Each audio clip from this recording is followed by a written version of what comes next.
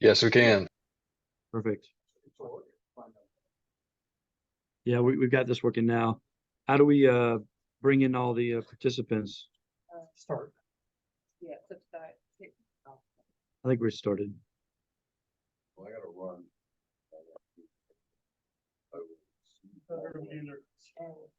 Everybody's in? Damn time. All righty. Well, good afternoon, USHST All Hands Webinar participants. It's 1:01 Eastern Time. I am physically at the HAI office in Alexandria, Virginia. We've got several folks attending in person and numerous you all participating online. So we kind of got a hybrid webinar in session today, something unique and without troubles trying to get this set up. So apologize for any technical difficulties. We've got a really long schedule here. It's not normally, these webinars are normally about an hour and a half, but because we're at HAI and we had some other USHST meetings going on, we thought, why don't we fill the time with some extra topics and presentations. So we did that. So it's 3 hours long. So if you're offline and you're online, excuse me, and you need to take a break, by all means do so.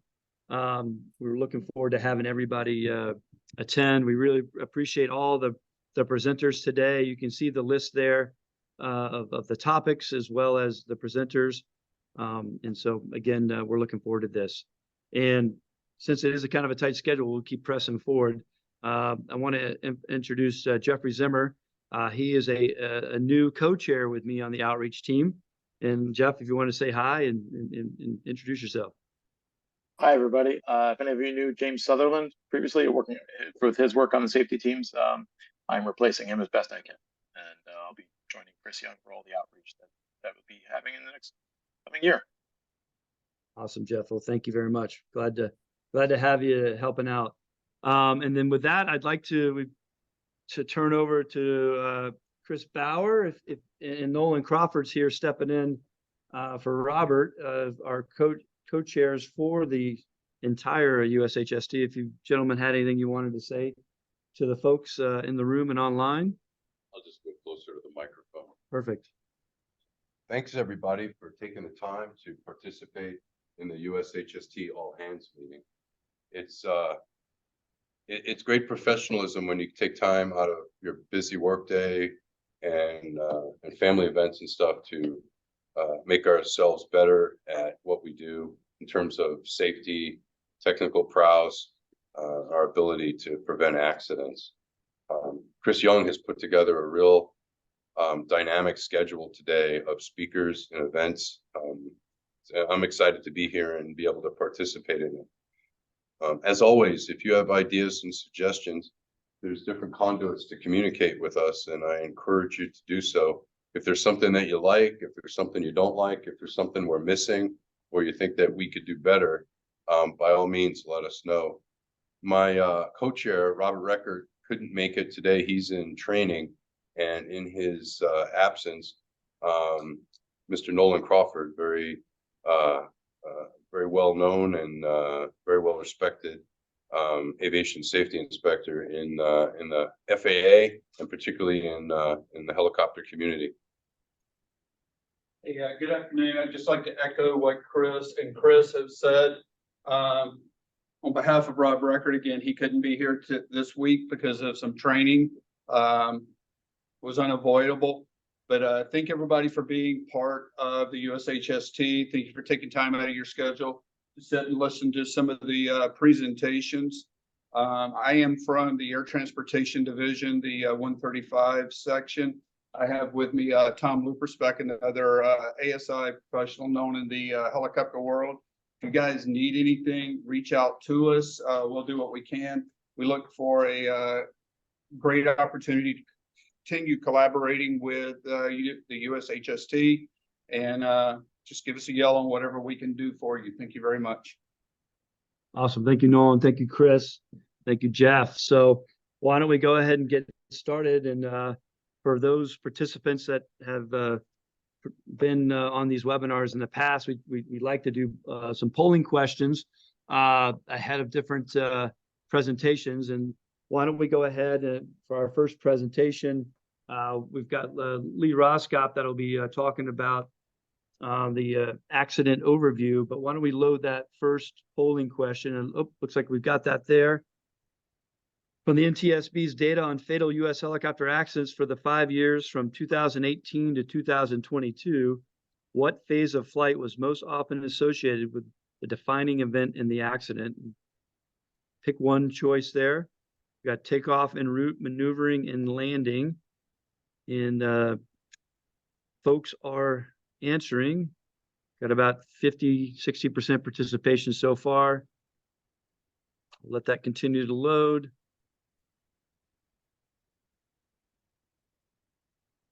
That's 75, kind of slowing down. Yep, we'll go ahead and post that. All righty. The 47%, the majority picked maneuvering. And if I'm correct, Lee, that looks like that was the right answer. Yes, sure is. So good job, everybody, on that one. Well, Lee, for everybody on the webinar, I'd like to introduce Lee Roskop with the FAA. He kindly provides these reviews, rotorcraft helicopter accident reviews for us quarterly, and we really appreciate that effort. I know it's not easy, and with that, I'll let you take the lead. And if you want to share your screen, looks like we've got it. Perfect. So just a little more background on the polling question there. So that was based on the NTSB's data from 2018 to 2022. So 5-year look back. And so for some who are really familiar with their data, may be aware that once they finalize an NTSB report, they post something called an occurrence code, which consists of 2 elements. One is the phase of flight, which that was related to the polling question on there, and then the second element of it is a sequence of events, and there can be either one of those kind of pairs for an accident, or there could be 3, 4, 5 or more of those pairs. But if they designate multiple occurrence codes like that, one of them is always designated by the NTSB as the defining event. So if they were going to single out one particular phase of flight and one particular sequence that happened, that's what they point to as the defining event in the accident. And one of the things I thought that was interesting is maneuvering came up as the most frequent defining event phase of flight, not only for the fatal accidents, but also for the overall accidents for that same 5-year time frame. I did think it was interesting, though, as I broke it down by operating part, whether 91, 133, 135, 137. 91 was even more slanted towards maneuvering being the defining event phase of flight in the fatal accident, with somewhere in the neighborhood of 50% or so of the accidents having that. It was even more so for Part 137. 100% of the fatal accidents for that particular population occurred during the maneuvering phase of flight, at least in terms of the defining event. The one that was the outlier was 135, where maneuvering was actually 3rd on the list, and the highest percentage of the fatal accidents where the defining event was designated occurred during the en route phase. So just some differences there between the three. Opportunity, if people want to look into the NTSB data more closely, that would be a good place to start. For the goal that the USHST is pursuing, the 0.55 per 100,000 hour 5-year average fatal accident rate by 2025. Got a year and 4 months left in the measurement period for that, and you can see over there on the far right side of the chart, currently sit at 0.75 per 100,000 flight hours. It should be noted that we had chipped away at that this year because the first half of the year was really good in terms of our historic number of fatal accidents. So it was low. And we were down closer to the 0.7 per 100,000 flight hour range for our 5-year average. Obviously, you got 5 years factoring into that, so it's a slow moving number, and that's by design. But as many are aware who follow either the monthly accident briefing that we put out or just follow it on your own, we've had 8 fatal accidents for July and August, 4 in each month. And that of course did some damage on this 5-year average and slid it back up closer to that mid 0.7 something range. You see 0.75 on there. So in the year's not over, a lot of months still ahead of us. And one thing that I point to in my own mind is we had something like that happen in 2020 as well. And then after August, we went 107 days without a fatal helicopter accident in the US. And that's the longest period of time we've gone on the record that we keep without a fatal helicopter accident. So again, just because July and August weren't necessarily good news months doesn't mean that the fall and the early winter have to be that way. This is just another way to express the same sorts of metrics. You can see the bar that sticks out like a sore thumb is the month of August, 1.6 per 100,000 flight hours.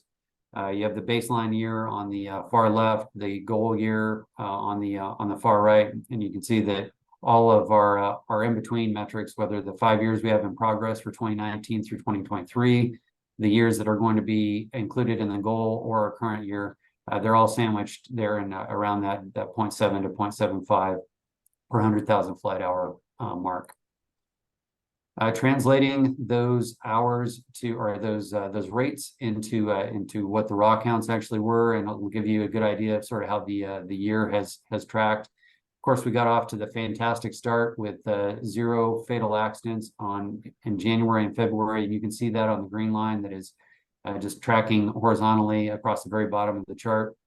March was a little bit of a setback, 4 fatal accidents during that month.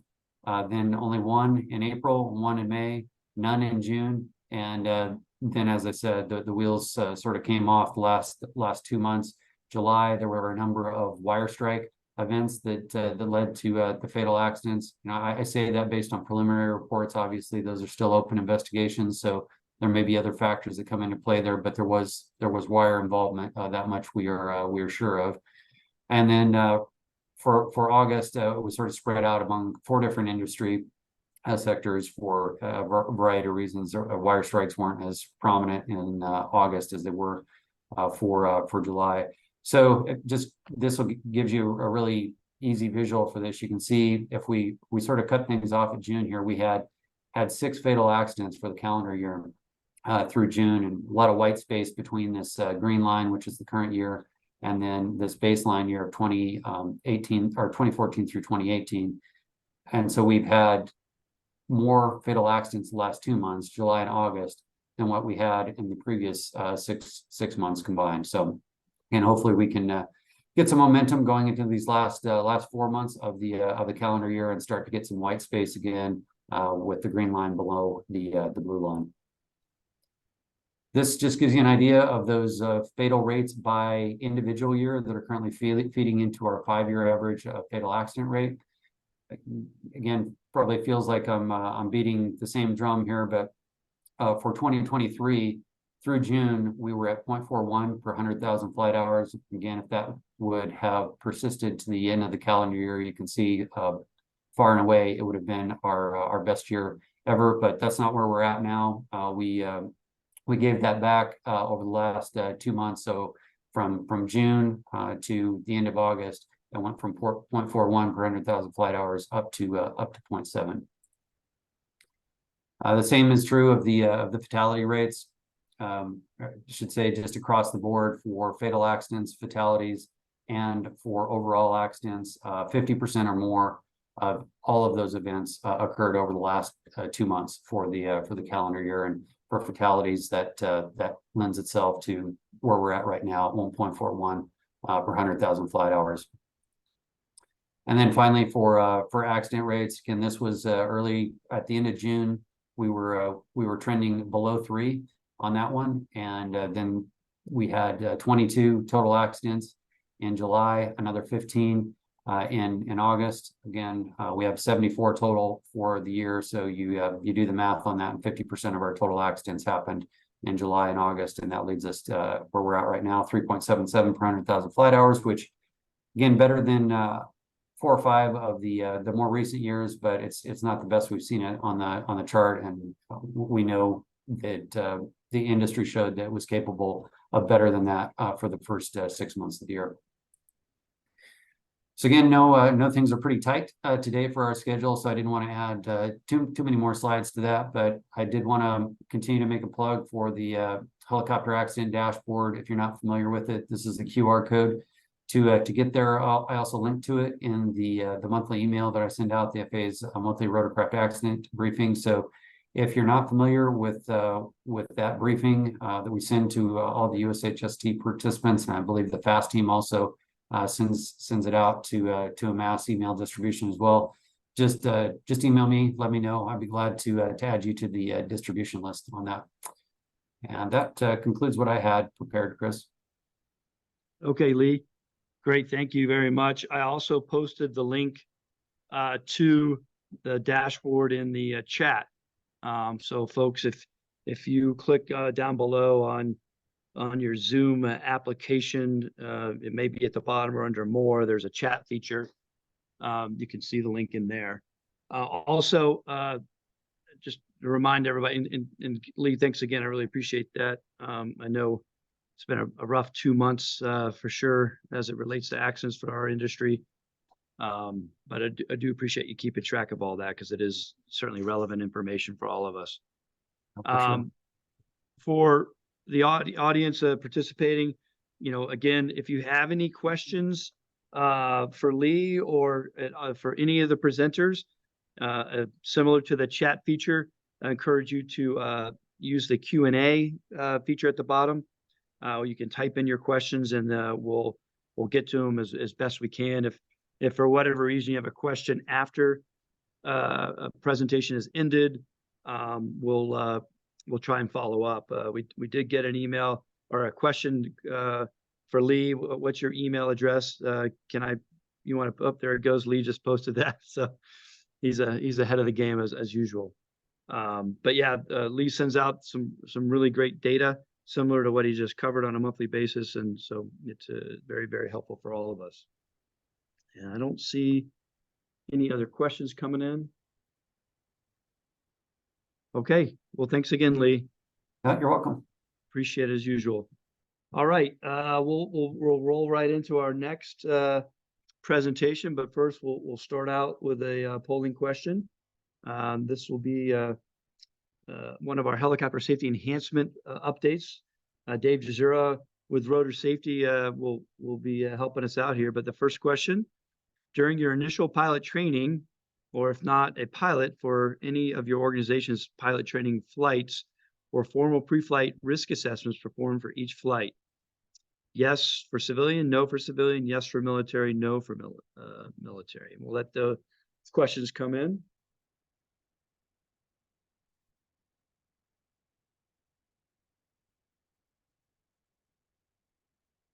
We've got about 60% participation, a little bit more.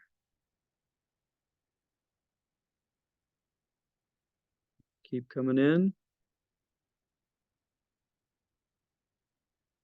Up to 75, 77. We're above 80. Why don't we go ahead and just post those results? And the majority of 45% was no civilian training, 23 yes civilian training, and lower from the military side. All right. Well, Dave, you can speak to that. Let's see, Dave, are you up and running? Yep, I'm here. I'll go ahead and share that screen with you. Stand by. We'll put that up so we can get the presentation going.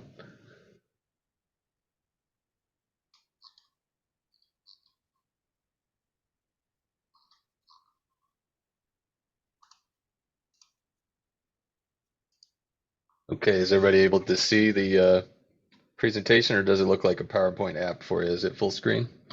It's not, it's kind of in the PowerPoint regular mode. If you want to go to, I hit present there. Does that do there it? it is. We got it now. Thanks, Dave. Okay, thanks. Thanks for your patience with that.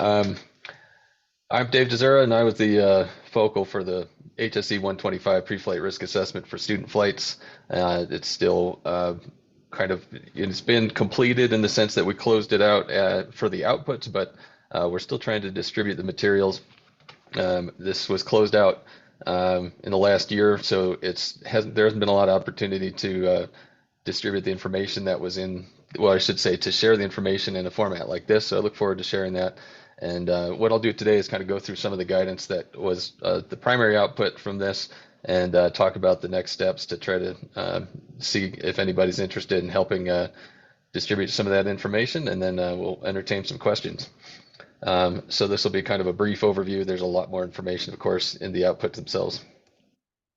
So first of all, just the reason that the pre-flight risk assessment for student flights HSE was developed is based on the statistics, of course. So just generally, for those who aren't familiar, instruction and training segment of the industry consistently in Lee's reports, as he's putting out, are the second highest percentage of accidents among the segments in our industry. That's year after year, month after month, generally. Notably, they're historically lower percentage of fatal accidents relative to how it shows up on the accident pie chart, if you will. But it's obviously important, but it is notable that, in terms of the reason for this HSE, that a number of the accidents, the fatal accidents particularly, that have been found, the causes included low altitude wire strikes, severe weather, low visibility, night, auto rotation, things like that. It was determined that having a pre-flight risk assessment in place for training flights really could have prevented a large percentage of these fatal training accidents. And so the purpose of the HSE was to provide guidance to instructors and learners on how to develop, implement, and train the use of pre-flight risk assessments for every training flight. So when we think, well, I should say, when the outputs of the guidance itself, it started by explaining why you should have a pre-flight risk assessment to begin with, just to make sure everybody's on the same page as far as establishing a lifelong habit of mitigating risk before flight, starting with early training, instilling an inclination or having the tendency to cancel or delay a flight without hesitation when appropriate from early on. And then ultimately, having a pre-flight risk assessment also improves the safety of the training flights itself, or themselves. And so that's all part of the objective. The guidance goes into some of the details of unique risks associated with flight training hazards. And in that context, I think it's important in training flights to discuss and introduce the concept of ALARP. For those who aren't familiar, ALARP is kind of a standard in which you would use risk mitigation to reduce risk to, the acronym stands for, as low as reasonably practical.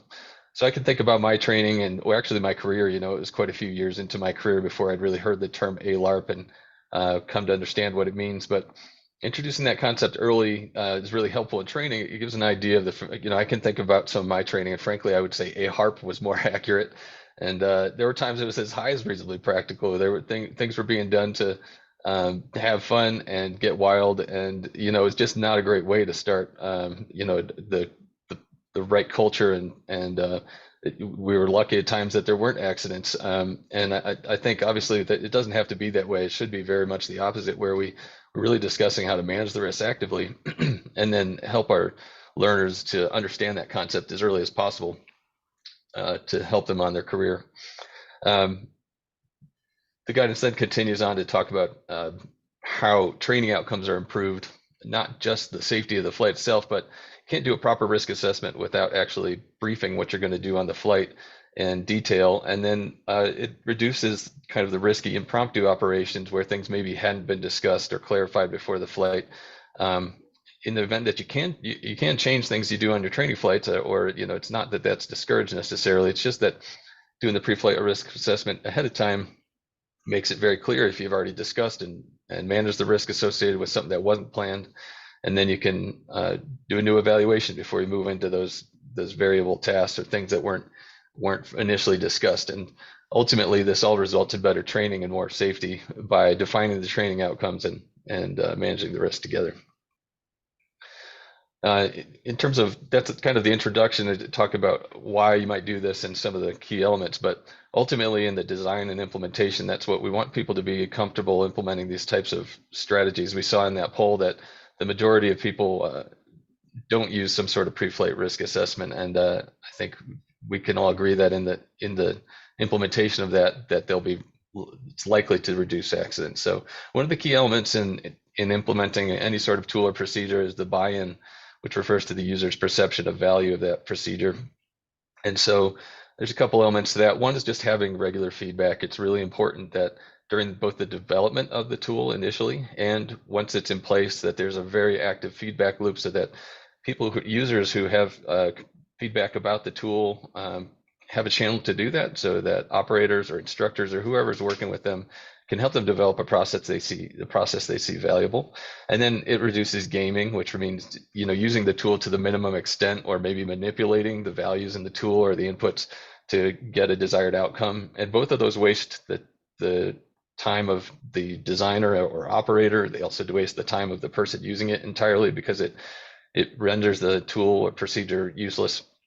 And so we want to make sure that that's something addressed early in the process.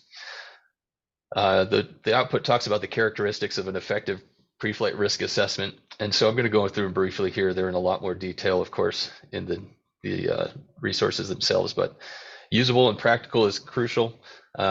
I think the best way to think about that is that the tool should be, or procedure should be, able to expand or contract relative to the risk level. So if you can think, if you had a very, very low risk flight and you had a very, very time consuming risk assessment every time, that's not very practical, and it would reduce the buy-in for that process. And so having something that can adjust the amount of time relative to risk level is helpful. The tool or procedure should be resourceful in the sense that people find it useful and it helps facilitate their pre-flight process rather than hinder it. It should be effective in the sense that it reflects the actual risk of the flight. Otherwise, a tool that isn't effective just serves to create more Swiss cheese holes or latent risks, which can result in an accident done, because people maybe feel that it's more effective than it is. Adaptable just means that taking a tool or procedure off the shelf may not be adequate for your operation. You may have to adapt it to meet your specific operational needs and characteristics. And so consider with whatever you're using that you can make changes to it. You may need multiple different types of tools or procedures for different types of flying that you do, or different training operations.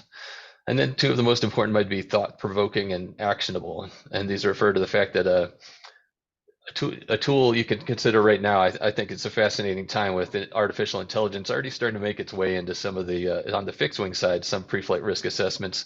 And I think someday there may be a time where we can rely on computers to really help us with this sort of thing. But in the present day, the operational environments are far too complex for any checklist or something to really do this job for you. And so just clicking the numbers won't necessarily result in a safer operation. It requires the thought-provoking action.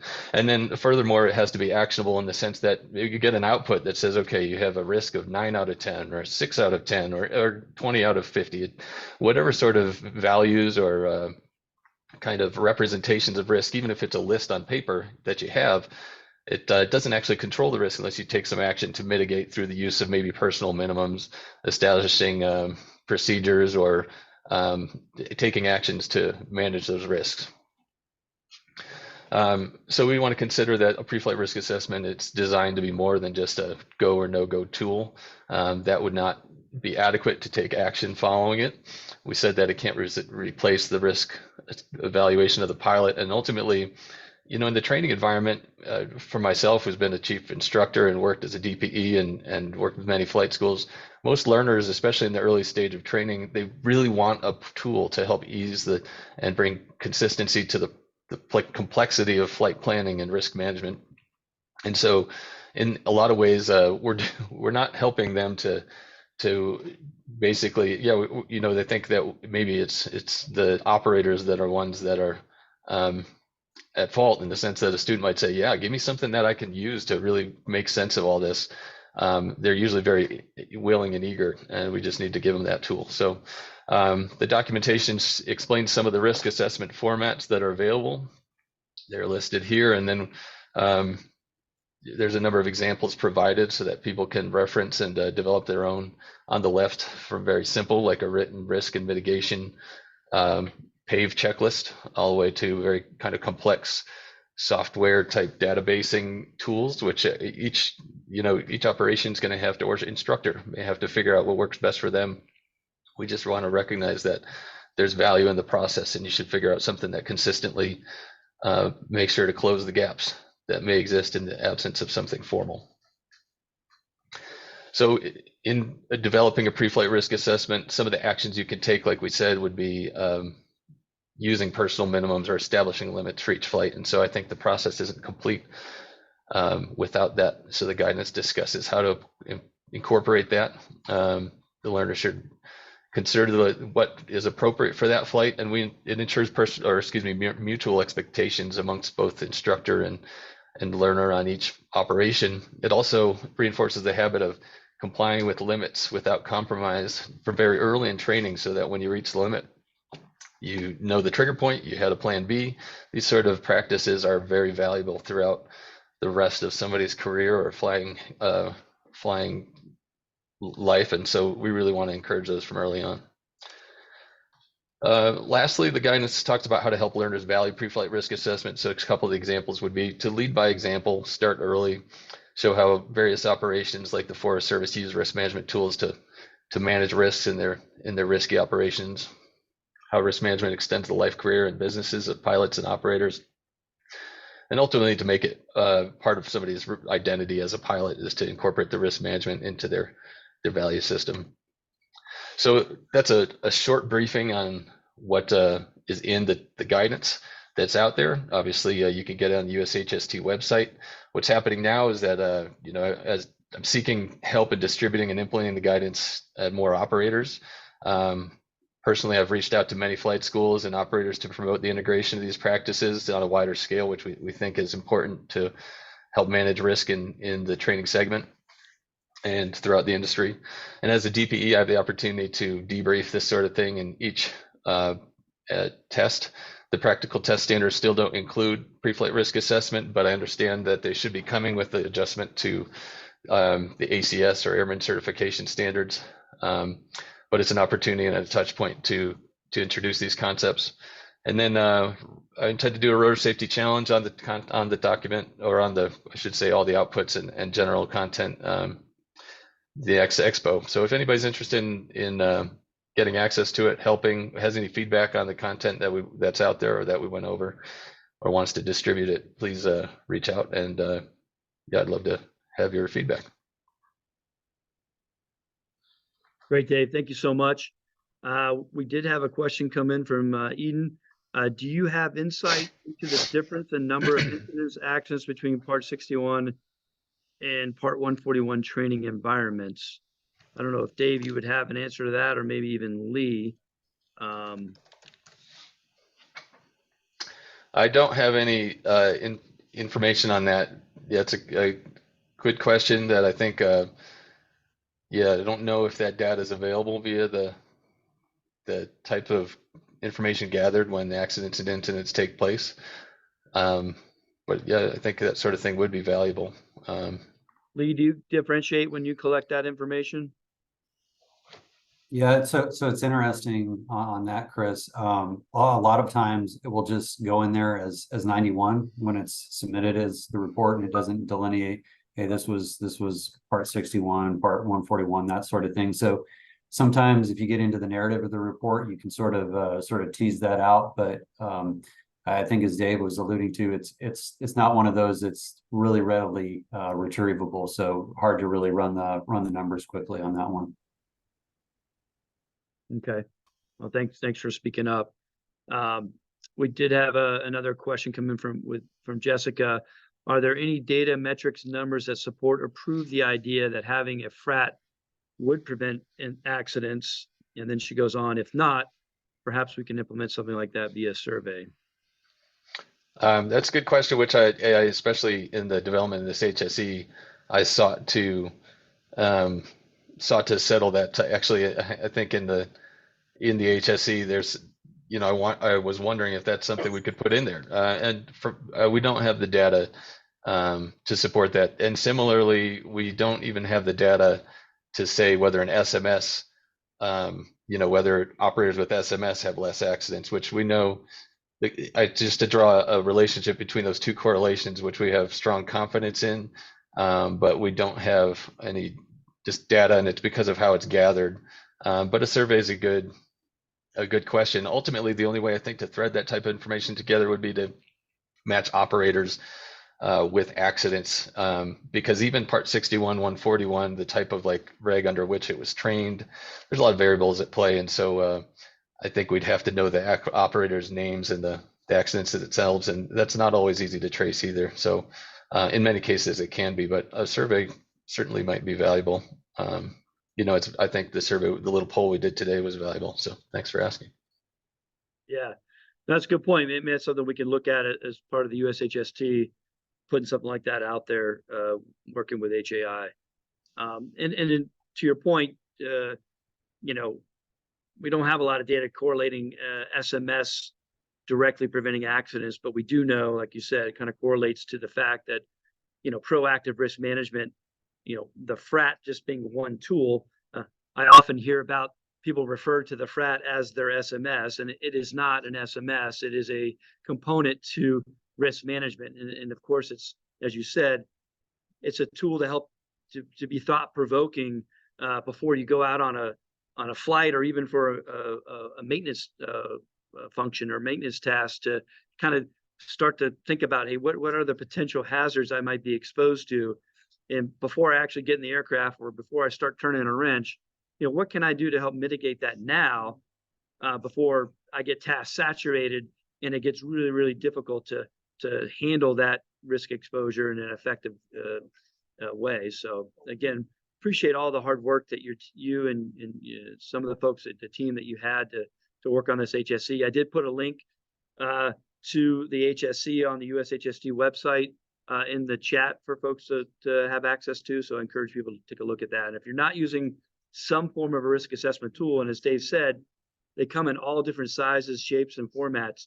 The key is really figuring out what helps you, your operation, you personally, personal, private, that kind of thing. And then in flight training environments, we really want to get students using these tools, because once they get to that first job, second job, and so forth, there's that expectation like, hey, why are you not using a FRAT? This is what I learned in flight school. Any other questions? No? All righty. Well, Dave, hey, thanks again so much. I know you have a busy schedule, so appreciate your help and support and everything that you do. Thanks for having me, and appreciate everybody's time. All right, take care. All right, let's roll into our next polling question. If you could get that for me, Chris. All right, this relates to our FAA weather camera topic that Cole Pope will be talking about here. How often do you reference the FAA's weather camera website to evaluate weather in your operating area? Daily, once a week, once a month, never. And we'll let those answers trickle in as Cole gets ready.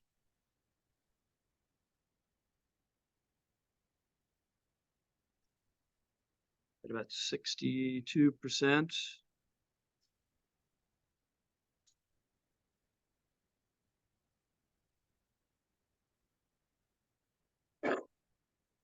Coming up on 70%, slowing down. All right, why don't we go ahead and just share those results, Chris? Thank you. Okay, 42%, the majority here, never. So I'm hoping, Cole, you're going to turn them on to your website here and the awesome information. And then immediately following Cole, we've got another great presentation about how to use the weather cameras and other types of cameras to help with your flight planning and decision making. So we've got about 23% on the daily, once a week 16%, and once a month 19%. All righty. Well, yeah, definitely. Can you hear me there, Chris? Yeah, Cole, we got you loud and clear. I'll turn it over to you, and we see your screen. Excellent. Perfect. So, yeah, hopefully we can change that. I'm going to give a brief, and I'm guessing a lot of the people on here are lower 48 and CONUS and not in the Alaska area where we got started and where we have a lot more cameras, but I'll kind of go over our expansion and where we're going. And I know I have 20 minutes here, and those who know me know I often color out of the lines, but I'm going to stay in my time frame here and within my 20 minutes. So I'm Cole Pope. I'm with the Weather Camera Program, and I'm going to give a brief overview today of, for those who don't know, of our program, and then I'll go into, more importantly, what we're doing and where we're moving forward. So our mission, and we do align with the FAA mission to improve aviation safety and efficiency within the NAS, and we look at doing that by reducing weather-related aviation accidents and flight interruptions by improving flight decision-making, and also by enhancing flight service operations. So what we're doing is looking at getting a visual real-time picture of the weather into the pilot's hands prior to them flying. We don't want them to have to fly out, take a look at areas of weather that are a concern, and then fly through there because they've done it 100 times and know the route, or have to turn around and waste those flight interruptions hours. So we're looking at getting the weather into the pilot's hands prior to them flying. So the performance metrics for our program, and this is from a previous implementation, which was done 2008 through 2014, research done by MITRE Corporation. They looked at two things: weather-related accidents per 100,000 hours of operation and weather-related flight interruption hours. So within Alaska, during that implementation period of 140 new weather camera sites, I won't go through all the numbers, but in 2008, that number was 0.21 accidents per 100,000 of hours of operation. And as we finished our implementation in 2014, that number lowered to 0.04. So within Alaska, we aided in an 85% reduction in weather-related accidents. And the same thing with the flight interruption hours, and that's where the pilot would fly out, take a look at the weather, and have to turn back, not making it to their destination. That number in 2008 was 13,588. And by 2014, that had lowered to 5,129. So we did show a 69% reduction in those weather-related flight interruption hours. And this entire implementation was ahead of schedule, under budget, and we did achieve all of those performance metrics. So in the beginning, and like I said, we got our start in Alaska. It was 1998 and 1999 when we really started putting cameras out there, but there was a needs-driven innovation within Alaska. Aviation accidents were happening due to a lack of weather information in many areas.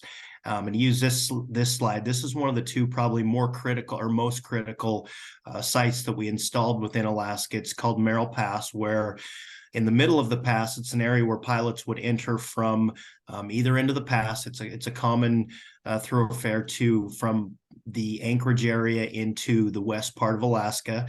So they would fly into the pass, and there's a place in the middle where weather would commonly build. So without any weather information there, without any AWAS, without any way of them knowing what the weather is, they would fly up through the pass to the area of concern. And if the weather was fogged in or it was blocked in, they would have to either, go through there, like I mentioned before, because they've done it 100 times and not knowing what's on the other side, assuming that it clear on the other side, or turning around. Most of it is a box canyon area, so it's definitely not an easy area to turn around in. So the two pictures on the right are two of multiple fatality sites that are still in the pass to this date. And so what we did is we installed two camera sites, one low that looks up at the cloud height so the pilots could see basically if they could get under the cloud cover, and then one high, which is the photo on the left, which looks down both sides of the pass to see the entrance and what would be their departure from the pass. And the one thing I do note on this is, since those were installed in 2007, there hasn't been one aviation accident since. So it's been definitely a big win for us within Alaska at this site. And to build on that, getting the weather into the pilot's hands before they fly, we always like to say, look before you fly versus fly out and take a look. And this is another one of those sites that, excuse me, we like to point out where when we did the engineering for this, the aviation community in the area had told us that they would fly to this area within Hyder, Alaska, and this is out of Ketchikan, Alaska, and go through this mountain pass, and they would have to turn around up to 7 times a day. They would fly out, take a look at the weather, not be able to get to the pass, and have to turn around, both passenger and mail flights on a daily basis. So we installed this camera system in Hyder, Alaska. Now the pilots are able to see the current image, what the weather looks like, and also a clear day comparison, which is paired with each one of our cameras, so you know what it's supposed to look like and what it does look like. And now they're able to make a little bit better decision prior to flying. They don't have to fly out 30 minutes, look at this area, and turn around. They can look at it right in front of them, and hopefully, if the weather's bad, not fly at all or wait until it's a little bit better. So we're hopefully giving them a tool where they can make a little bit better decision prior to flight. A little bit about our website, over 582 camera systems total out there now. We do have the 230 in Alaska and now 17 in Hawaii, which I'll point out here in a future slide. And then we do have several third-party sites. We are starting to expand into CONUS pretty heavily now. You can see the states on there that are on the right that we have expanded into, and we're on a weekly basis expanding more of those sites. But more importantly, for this slide on our website, wanted to note that there's a lot more than just weather cameras on here. So we have the visual, but we're also adding a lot of the textual as well. We'd like the pilots to have kind of a one-stop shop where they can also see PIREPs if they want, AirMets, SIGMETs, METARs if they're in the area. We're also going to pair the METAR data or any other data that you see there on the left. All those radio tabs are available to go ahead and choose or turn on or off whichever functionality you want, so pilots can choose what they want to see and basically tailor it to their flight routes or whatever they want to see. So we're looking at kind of giving the pilots all the weather information. So we are adding the weather cameras, and that's our point of interest, but we do want to give all the weather information out there. So in starting to build on what I said for Hawaii, in 2013, with our successes with the previous implementation, the NTSB came forward to us with 3 recommendations. And one was to initiate an aviation camera program in Hawaii.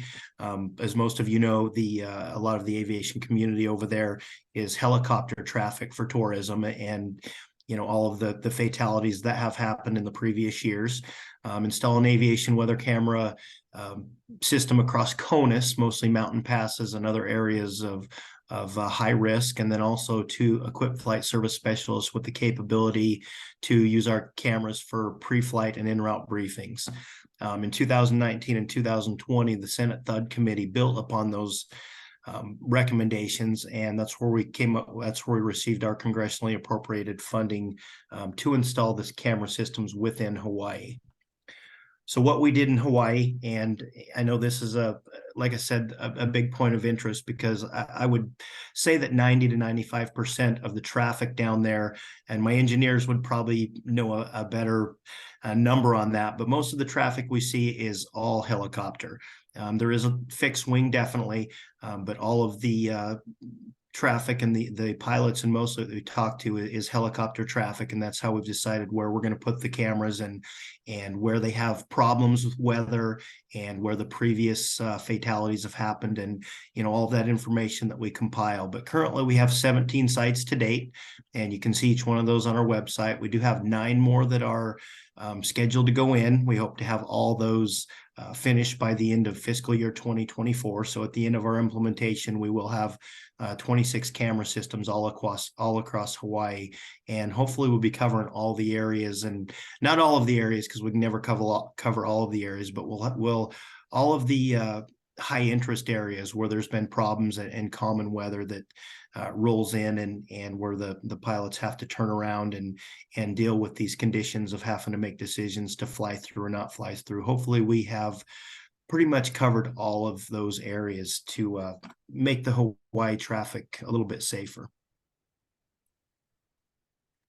So one thing that's kind of what our program and what we do and what we've done in the past. So what we're doing moving forward, and this is kind of a big win for us. So I did put this on here. We have multiple requests, and with a new business case that we just completed, we had over 1,000 requests for different camera systems within CONUS alone. So we did get approved of about 2 weeks ago to install 160 new camera systems across Alaska and CONUS. CONUS will see most of those. They will see about 145 of those sites spread across the states. If anybody's interested in, if your state's getting cameras, feel free to contact me. I have most of that information, and we do have the projected list to get us started.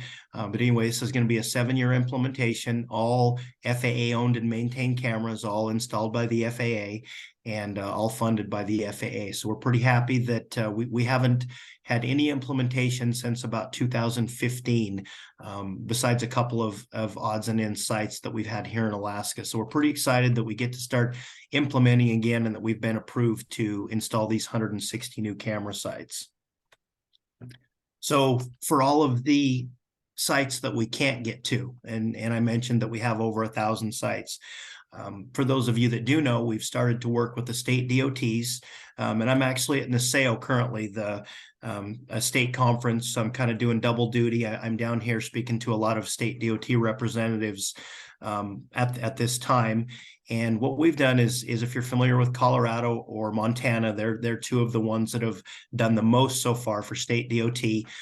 What we're looking for is the areas that the FAA can't install cameras. Maybe there's cameras already out there that any of you pilots use, or areas that you want new cameras and your state or your entity has money to install the camera systems. They're owned and operated by the state DOT or whatever entity it may be. We share our technology. If there's any input that's needed on what we've done, what's worked, what hasn't worked, we work with the entities to get cameras installed or to get the information on the systems that are already out there. And then what the FAA does is we retrieve and format and integrate those images into our system. And what that does is that's a partnership where we don't have the authorization and we don't have the funding approved to install the camera systems, but maybe someone else does. But they don't have the money or the support to build a website, and they don't have maybe the operational funding to run a website. We already have that in place. We have the Weather Cameras website that's already built. We already maintain it. We can host those cameras. So if we can get the images, and those would all have to, of course, adhere to FAA protocols and all of our policies, but it would only be, it's pretty easy to do. Let's say that. It's not like working with the government where we can't get anything done. It's as simple as making sure we have 70-30 sky to ground and little things like that. We would host and retrieve those images free of cost. So that's what we look at with our third-party hosting program. We look at getting the cameras out there when we're not able to, but then we'll retrieve and we'll host those images. So another big one is Life Flight of Maine. I don't know if we have anybody on here from Life Flight of Maine, but they now have 26 camera systems across Maine that they have installed and are out there working. We now host those cameras. So we've also worked with MedTrans and with Metro Aviation. So we're getting a lot of the helicopter associations that we're starting to work with as well. I know I'm getting close to my time, so I'll had one third-party hosted we already kind of went over these, but these are kind of where we have the cameras currently. Colorado and Montana, we have several 1s and 2s, Utah, Michigan, Michigan and Mississippi is where we worked with MedTrans and Metro Aviation, and California, which we're starting to work with Alert California, and we're going to get several new camera systems in there in the near future. So to finish up, a couple of things we're working on, the VWAS, which I know is a very heavily talked about topic right now. We are looking to get the VWAS out there, which is going to compile a new 360-degree camera system with all of the sensors and the output that would be associated with a METAR or an AWAS. So we're looking at the visual and the textual together on a platform that we can stick out there anywhere in a mountain pass, and it's affordable. So the VWAS is coming.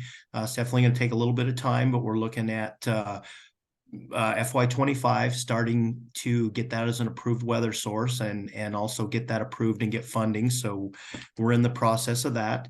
And then VIA and SIA, which anybody's interested in that. That's just visual estimate. It's a new way to get cloud estimation and a new way to get visibility. And it's just things that we're testing and that should be on the website in the near future. So that's all I have. I know that it went over my time a little bit here, but there's my contact information. If anybody wants to contact me or has questions, definitely about any third-party hosting or ways that we could get camera systems into your area or the ways that we could work together, contact me anytime and I'll put you in touch with the right person within our program, or we can chat and I can answer any questions that you may have. Great, Cole, and you weren't late. You're early actually, so we're back on schedule. So thank you for that. No. There are some questions that came in. I did post a link to the WeatherCam website in the chat for folks to access. But one question that came in from Jeff: is there a thought to interface the WeatherCams to existing flight apps like Flight Plan Go or PreFlight? Yes, so there is, and we've been working on that. So we do provide an API, and we do give our images out to several entities currently. So what we haven't done in the past is we haven't given them out unless they're not for profit. So there's places like PreFlight and other places that we haven't given out because we are, of course, a federal not-for-profit agency. So I am working on that. I know there's entities like PreFlight, and I don't mean to use them, but it's 100% benefit to the the aviation community. And if there are entities that are charging for that, we still do want to be able to give our images out there because we know they're being used for the right reason. We know they're getting into the right hands. So I am working on that. I am working on us being able to give those images out via API to even those apps and agencies that would use those even for profit. So we are working on that. And if it's not for profit, we do have an API that we can pretty much give out. I'm not saying to anybody, but if it's somebody out there that wants to utilize our cameras for any type of aviation safety, then we do have an API for that. And contact me, and I will get you in to the right person to get that to you. Great. Another question. Well, it's kind of a statement, but it says, unfortunately, no FAA weather cameras in New Mexico, Texas area. However, I use the National Park Service cameras. So I don't know if you're working with the NPS to integrate those.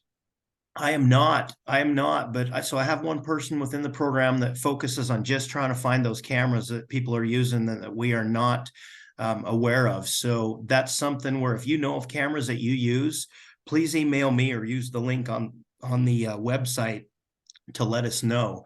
If it's you that owns the cameras, we'd love to work with you and try to get those cameras hosted. If it's the National Park Service, we can reach out to them, and with that being another agency or government or state agency, it's pretty easy for us usually to grab those images and host them on our website. So if you're using them, let us know, and we will work on getting those on the website. Are you able to say whether the 145 new CONUS cameras, if any of those will be in Texas or New Mexico? You know, I don't have a list in front of me. Okay. But I'm pretty sure there is a couple in each. If you have question about a certain state, definitely hit me up and I can give you information. It's still an internal list because it's proposed, and there are sites on the list that are potentially at, let's say, big airports that don't really need a visual weather camera, when we could put it somewhere that the pilots need it more, like a smaller airport where there's no other weather information. So because of that, I don't really release externally the list completely, because I don't want people to think that that's a concrete and they're getting a weather camera. But if it's just you want to know about a certain state or kind of something like that, let me know and I can let you know what's proposed for your state, and maybe even get more information from you on why those would be good, or why we need to put them somewhere else for our engineers. Another question came in: is there a flyer to print and share for the WeatherCam site that also lists the other goodies on there? We don't really have a flyer. I have a flyer that I use for conferences like NASAO, and that's something that I could potentially get out. It would be more scoped around, is there specific information that you want? And that NASAO flyer might be good for that. So yeah, I could, if you have an area where I could shoot that out to everybody, I could definitely do that. Okay. And one last question, does the technology exist to add a night vision filter to the cameras, or do other new technologies make that unnecessary? It does. It definitely does. But this is something that we have not incorporated in the past because we are we're for VFR purposes only. So the question in there is if we have IFR capabilities and a pilot or another user uses the camera to fly at night when they shouldn't, and then something happens, then the images would be used incorrectly. So because we're not a certified system, we're an advisory system only. We've been very careful with that.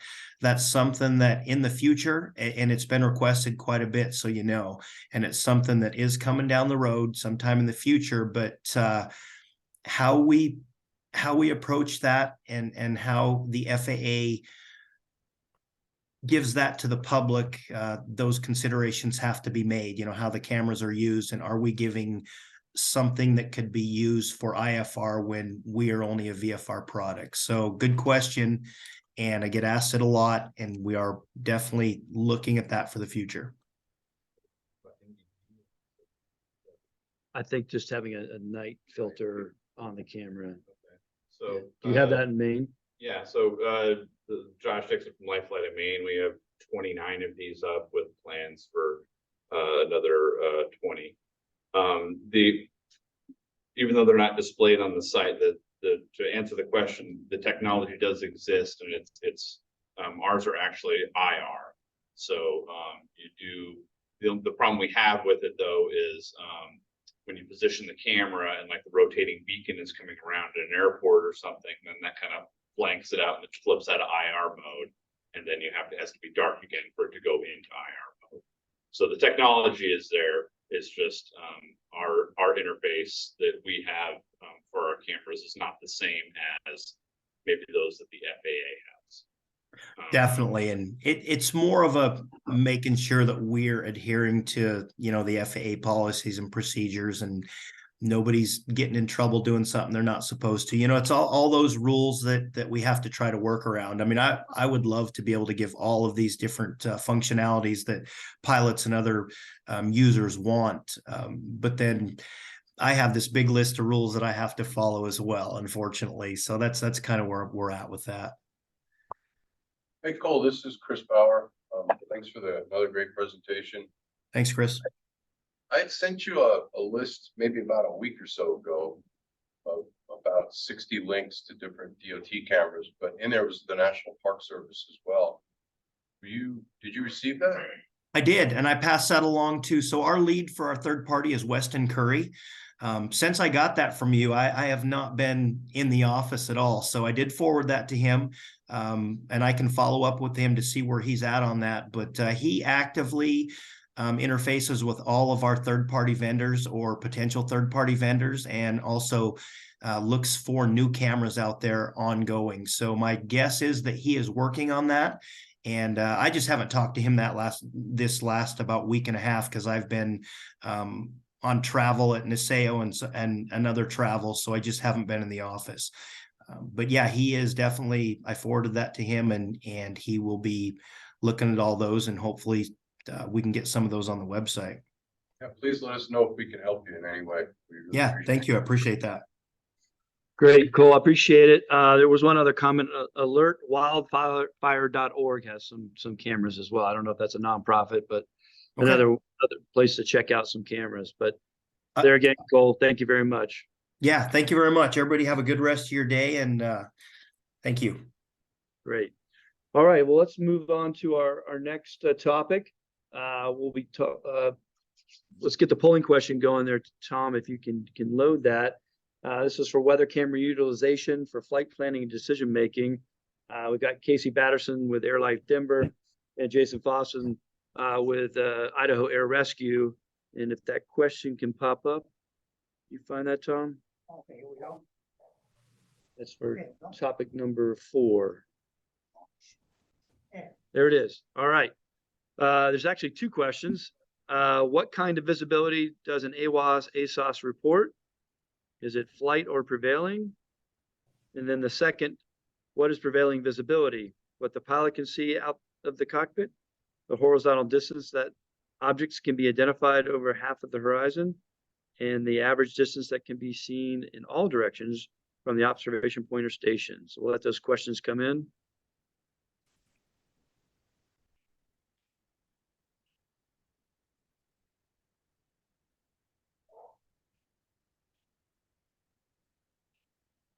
Still loading, about 50% participation.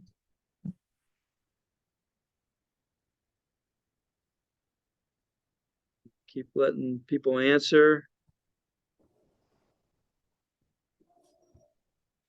All right, kind of slow down there. Why don't we go ahead and share those, Tom, if you can. And hit end poll. Let me see if. So I don't know if everyone can see that. Here we go. Prevailing was selected 90%, and then 23% on the horizontal and 67 on the average distance. So Casey and Jason, we'll let you take over. Yeah, thanks, guys. So great job on question number 1. That is true that we are getting prevailing visibility. On question number 2, however, prevailing visibility is the horizontal distance at which objects can be seen for at least half of the horizon circle. So I think it's a common misconception that it's an average taken across the scope of the AWAS or ASOS, but really it's whatever is 50% of the sky or greater. And we'll get into that as we kind of go through the presentation here. So let me share my screen.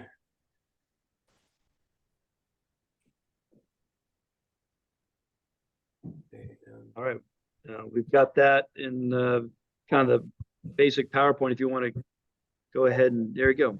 Got it loaded. That work for everybody? Yes, sir. Thank you. Okay, so again, my name is Casey Batterson. I'm with Air Methods, and we're here on behalf of Jason Quisling, who's our Senior Vice President of Flight Operations, and he's on the steering committee for Helicopter Air Ambulance.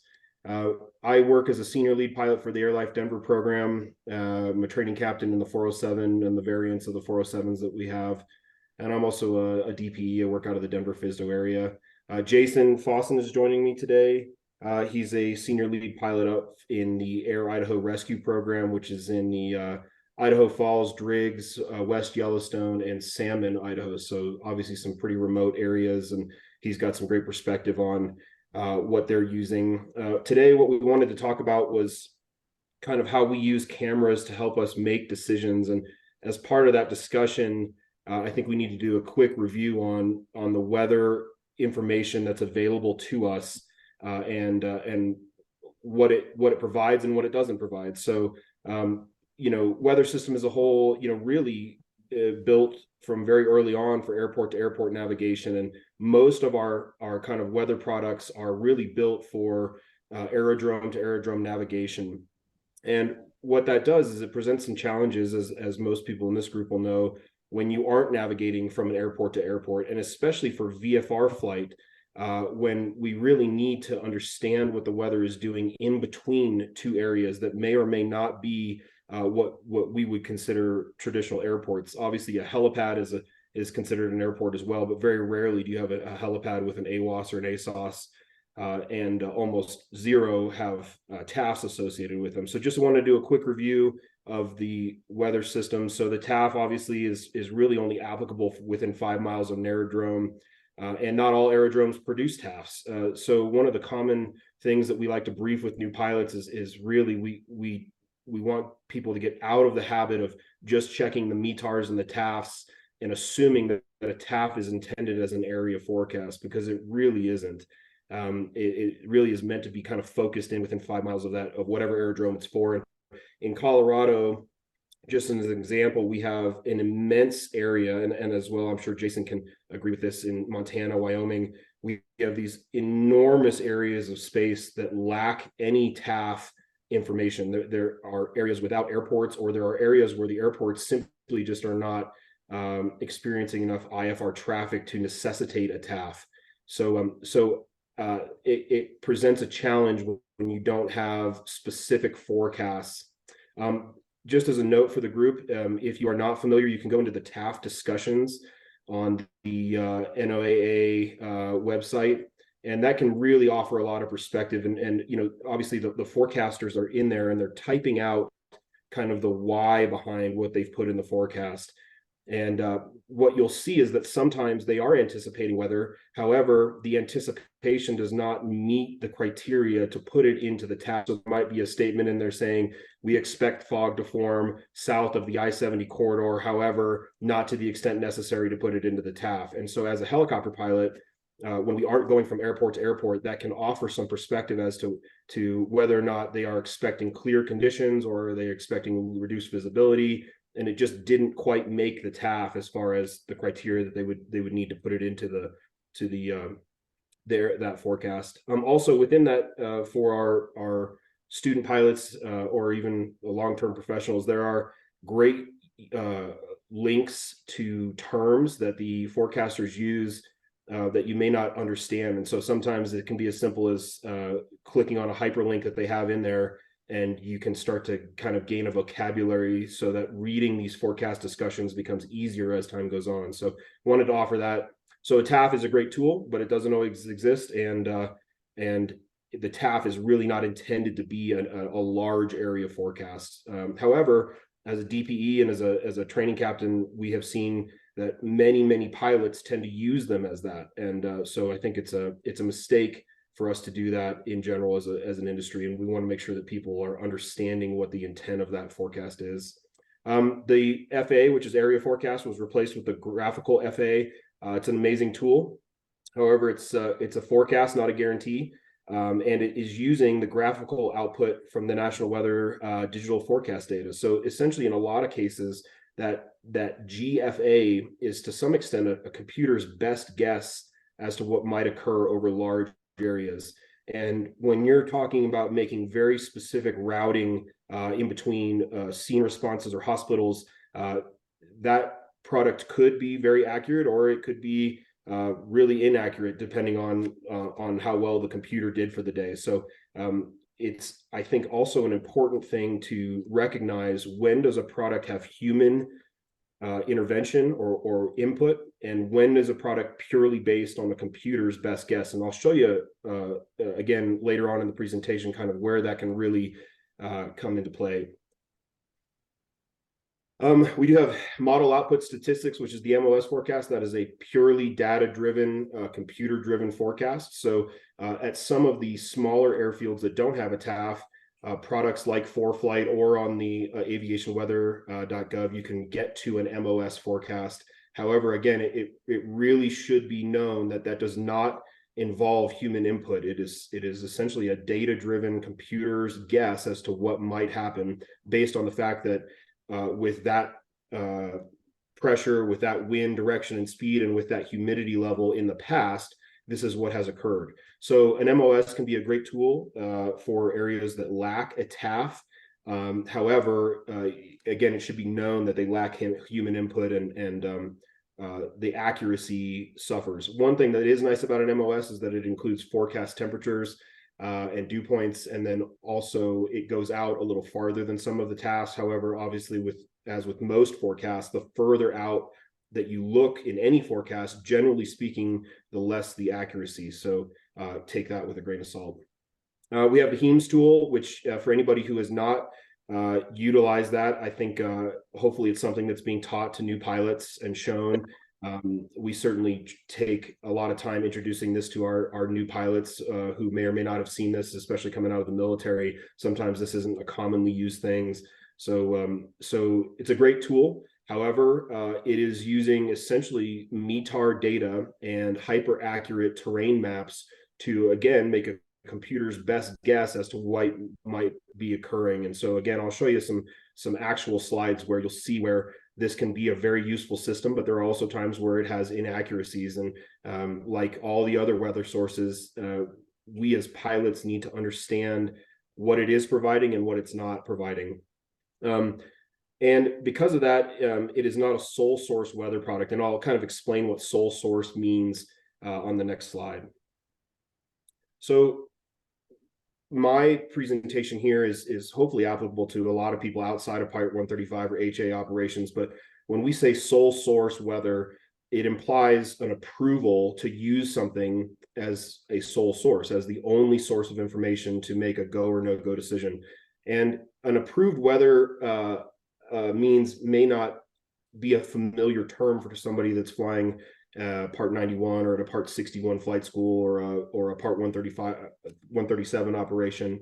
For us, it's really rooted in kind of the IFR flight and needing to have approved weather sources in order to make decisions when you're flying IFR. And what happens is under Part 135 and HAA, that kind of morphs into some VFR limitations as well. And so typically in a GOM or an OPSPEC, you will have approved weather sources, and there might be caveats to that. So for example, ForeFlight might be an approved weather source. The National Weather Service, generally speaking, is the approved weather source.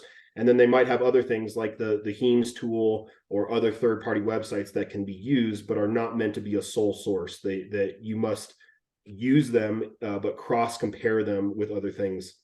And a lot of times when we're talking about sole source, you can use any weather as a sole source no-go. So if you see something on the HEMS tool that doesn't tickle your fancy and you are feeling like it's inappropriate to take a call, they're not saying that you have to look elsewhere to find another no. That can be a sole source no-go decision. However, it is not allowed to be a sole source go decision. You have to look and cross-compare data between sites in order to kind of confirm what's on the HEMS tool or some of these other third-party sites, so that you are not relying solely on a source of weather that may or may not be hyper accurate in your given circumstance.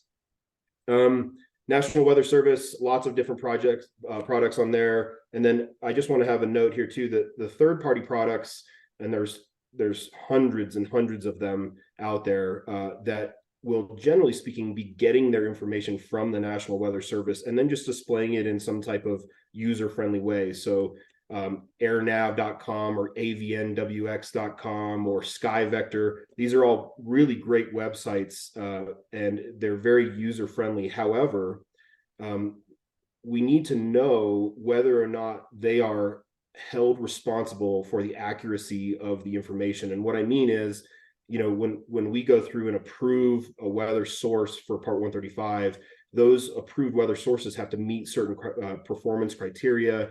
And essentially there needs to be kind of a general consensus that weather, the information that's available on that website, will be accurate. When you access third-party products, they may be just as accurate as the approved or official websites, but they also could not. And if the developer decided to call in sick that day and didn't update the website, you may or may not be using pertinent and accurate data. So it's important to understand where the weather is actually coming from if you're using these third-party sites, and then especially if you are using third-party websites, would very much encourage, and if you're under Part 135, more than likely it's required that you are cross-comparing the data and you're not sole sourcing those non-approved weather sources. And we kind of already talked about this. The last thing too, that second big bullet there, is the pilot observation is allowed for VFR flight under most Part 135 and HA operations. So because we are flying to areas that lack weather reporting, and because we may not be flying from aerodrome to aerodrome, in fact, most of the time we are not, we allow for a pilot's personal observation or the observation of a competent individual in order to make go and no-go decisions. So that really ties into what we're talking about here with webcams and decision-making based on webcams. Okay, so just a kind of a hypothetical question. So what's the weather doing at mile marker 176 on Highway 24, which is where this hypothetical crash is that we're going to fly to? And what's the weather going to be doing in the future there? What's the weather doing in between where you are and where that location is? And that's a question that just a METAR or a TAF cannot answer for us as pilots. And so we need to look for other sources, for other methods of forecasting and observing weather in order to kind of get answers to those questions. I think a lot of pilots have been utilizing web cameras. We saw in that last discussion, a lot of people already had sources that they found great cameras on, even in the absence or previous to the FAA's weather camera system. But just wanted to give you guys some kind of ideas on what we might utilize in order to do that, kind of in the absence of the FAA system. We've got Jason, who's going to come in now and kind of talk about what they use up in Idaho and Montana area, which is an area where they have not had a lot of the FAA cameras installed yet. Good afternoon, everybody. Let me see. My popped up there. Can you see me on there, Casey? Yep, you're good to go, Jason, and you're on slide number 1. Okay, very good. My name's Jason. I am the senior lead pilot for Air Idaho Rescue, Air Life Utah. I'm also a training captain in the AS-350 for Air Methods. A lot of the areas that we fly range anywhere from extremely remote to metropolitan areas such as Salt Lake City. And there is a large absence of the FAA weather cam sites in those areas. As you can see here, we have them along the I-90 corridor up in Montana and in the West Yellowstone area. But outside of that, there's a big picture map of where those cameras are missing. So currently what we're utilizing is images like what you would see here below. This is one of our better DOT cameras. This is based in Wyoming. And as you look at this camera, you can see just a very small portion of the sky. And in the Intermountain West where we fly, there's a very large area that's mountainous that has limited visibility for more than 15 to 20 miles in any direction.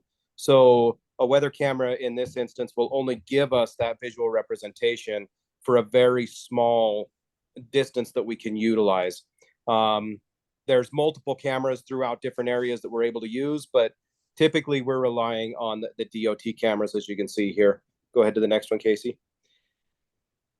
Most DOT cameras, again, they're road-based, Department of Transportation, and they're usually pointed towards the ground.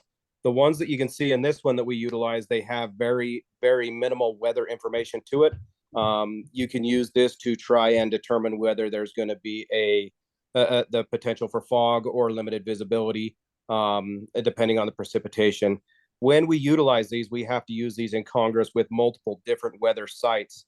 A lot of what we have to use up here is area forecast projections, as Casey was talking about earlier, because we'll have distances of upwards of 150 to 200 miles between TAFs. And a lot of times in those TAFs, that 5-mile aerodrome has some sort of barrier or a different ecosystem in there where half of the TAF may be good and the other half may not be. So if the hospital that we're going to, such as in Idaho Falls, which is located on the opposite side of the Snake River, the airport may be completely fogged in, and it may be showing IFR, but the hospital may be true VFR.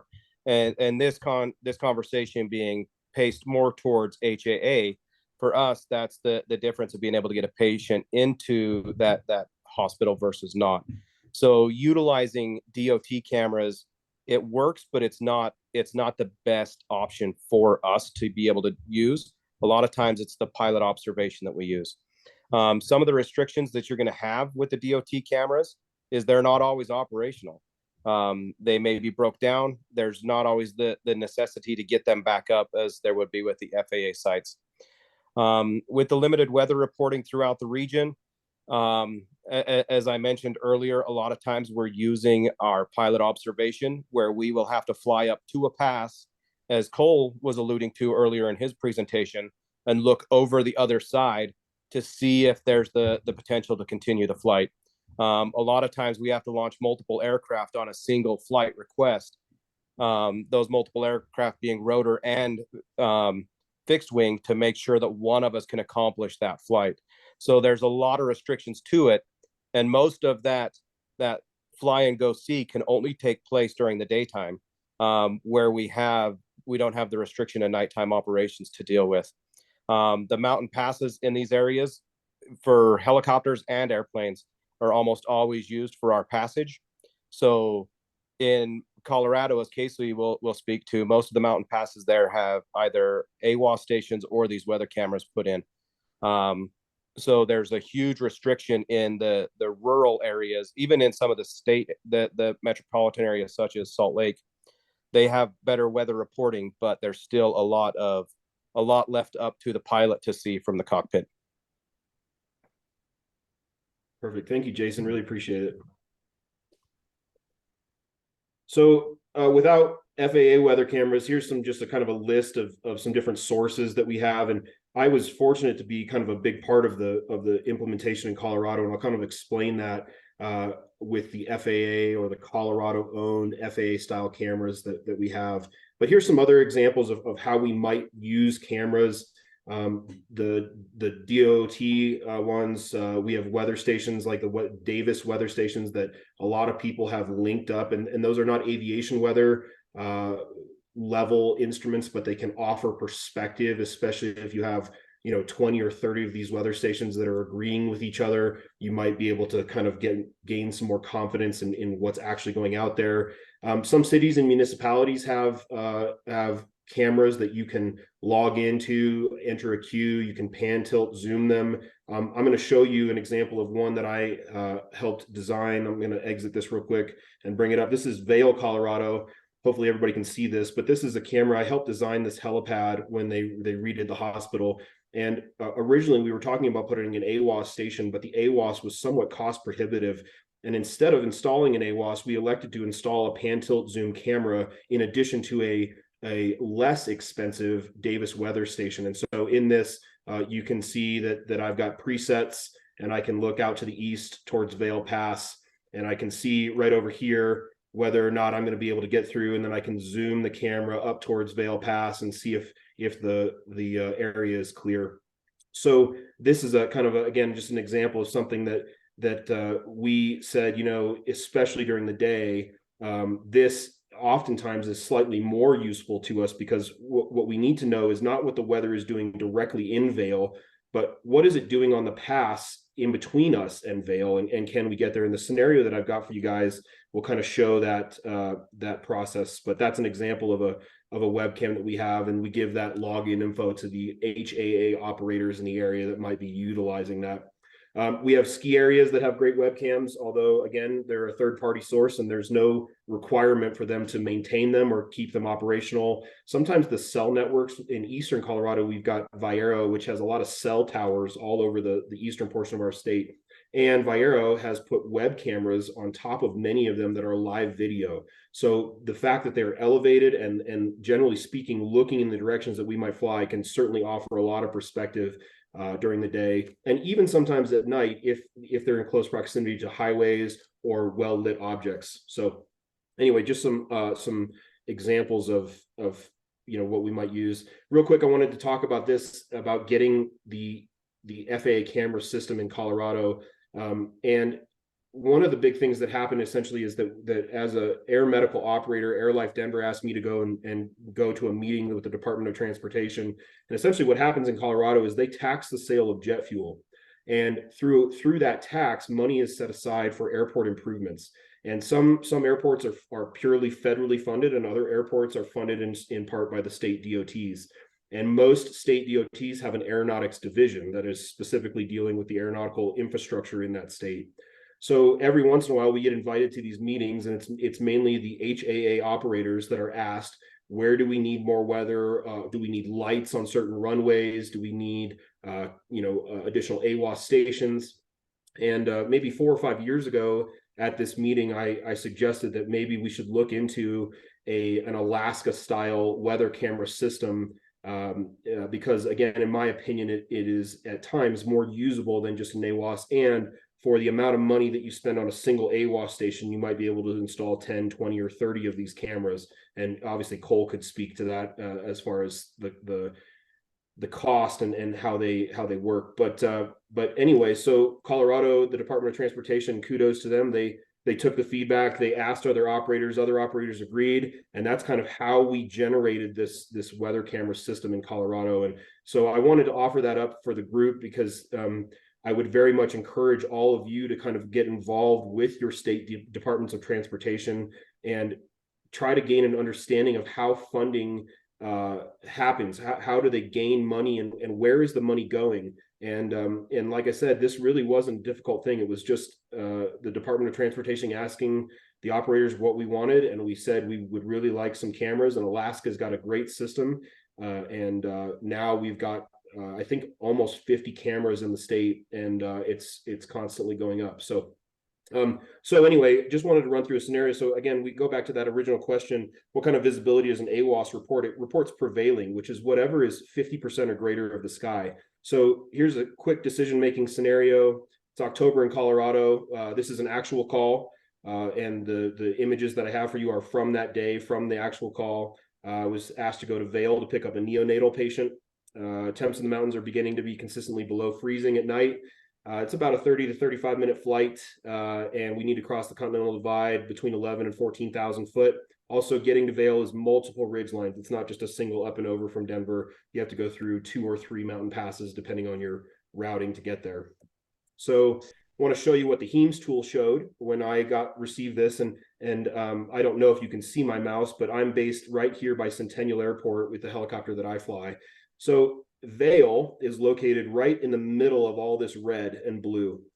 And what we have is all of the airports surrounding that area reporting green, VFR conditions. And then we have Copper Mountain. Copper Mountain is one of the mountain AWAS stations that we have, and it's reporting 500 foot and 3/4 of a statute mile visibility. So what's going on there? Do we have localized clouds over the top of Copper Mountain? Do we have a fog bank that's rolling through the valley? Do we have a snowstorm that's occurring over that area, which would obviously preclude us from getting to Vail? And this is where the weather cameras can really come in handy and offer some perspective. So here's the actual weather camera site, and this is what it looked like. And I just want you guys to kind of see if you can figure out what might be going on here. Because if you look at this weather camera, this is at the exact same time. You can see on the weather camera site towards the top here, it shows the METAR. It shows that it's showing 3/4 statute mile with snow and a vertical visibility of 500 feet. But when you look at the images, it looks pretty darn nice, doesn't it? So what's actually occurring? And I wonder if anybody in the chat can figure it out. But this is one of my favorite images here. So this is what's occurring right here. So in October, the ski areas in Colorado start to make snow. And they do that by spraying high pressure water. And when the temperatures are such that high pressure water sprayed out in tiny little droplets turns to snow, and it falls, and they can open up a little earlier for the season. So this is the actual time. This is the actual day that this call came in. And if you go just by the HEMS tool or just by the METAR data with the Colorado Mountain AWAS program, you would see an area of low IFR conditions and obviously not favorable for VFR flight. But when you have visual reference like the camera system, you can see that that's not actually what's going on. What's happening is the snow is confusing the laser in the AWAS, and it says that it has 3/4 statute mile visibility, but it's only because the snow is being made right in front of that transmissometer that's measuring that. So here's kind of the scenario, and I would imagine most of you have come to the same conclusion. I've got a clear forecast to the day. I've got a HEMS tool that's showing low IFR, but my pilot observation through the webcam shows clear. Also, the Vail camera, kind of the hospital camera that I just showed you guys, was a way to kind of double check that. We have snowmaking that's going on at the resorts, which is confusing the AWAS, and but my pilot observation allows me to see that it's prudent, legal, and safe, and we went ahead and took the flight, and it was a beautiful flight. So I just thought that might be a kind of a good example for everybody on how these weather cameras can really aid in decision making.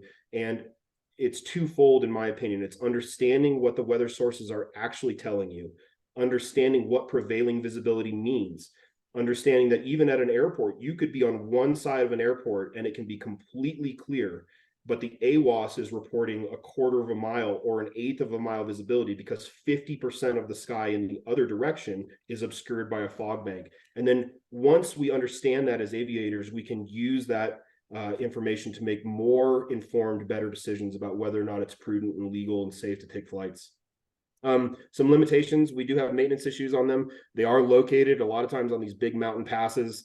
Some of them are very difficult to get to and maintain, especially when the weather's bad. So we have seen periodically that some of these cameras go down, although I have been relatively impressed with the Department of Transportation here in Colorado and their ability to get them back online. But it's not something that is what I would say is as reliable as far as time and service and always being available as an AWAS station.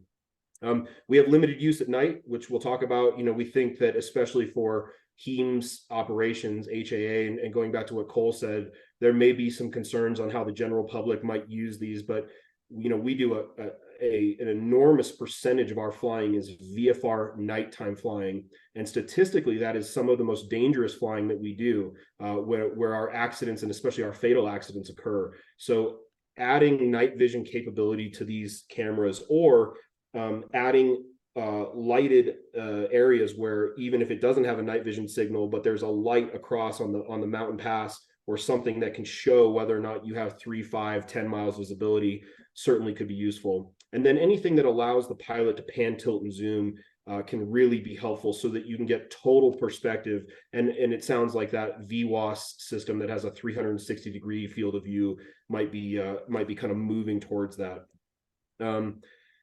And asks would be night vision tech.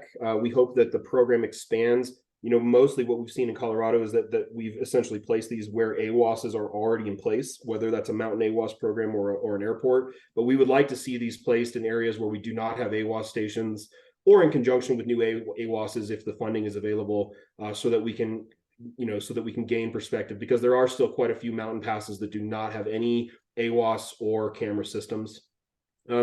We talked about the ability to quickly reference multiple systems, like HEMS tool integration with weather camera. Also, the integration with systems like PreFlight, I think, would be hugely beneficial, so that a pilot, especially in what we do, the decision to go or no go is somewhat time condensed. There isn't a limit on time, but it is a time sensitive decision that we are making. So anything that we can do to increase the efficiency of accessing this information would be really helpful.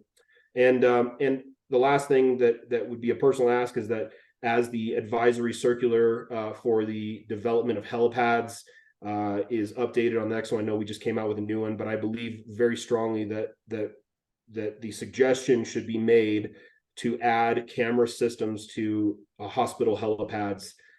And you can imagine how many of those systems are out there, how many helipads are out there. And if we could get a network of cameras that includes a lot of the hospital helipads, we as HAA operators would certainly be in a better place to make more educated decisions. So hopefully that was useful, and if there's any questions, please let me know. Thanks, Casey and Jason. Really appreciate that.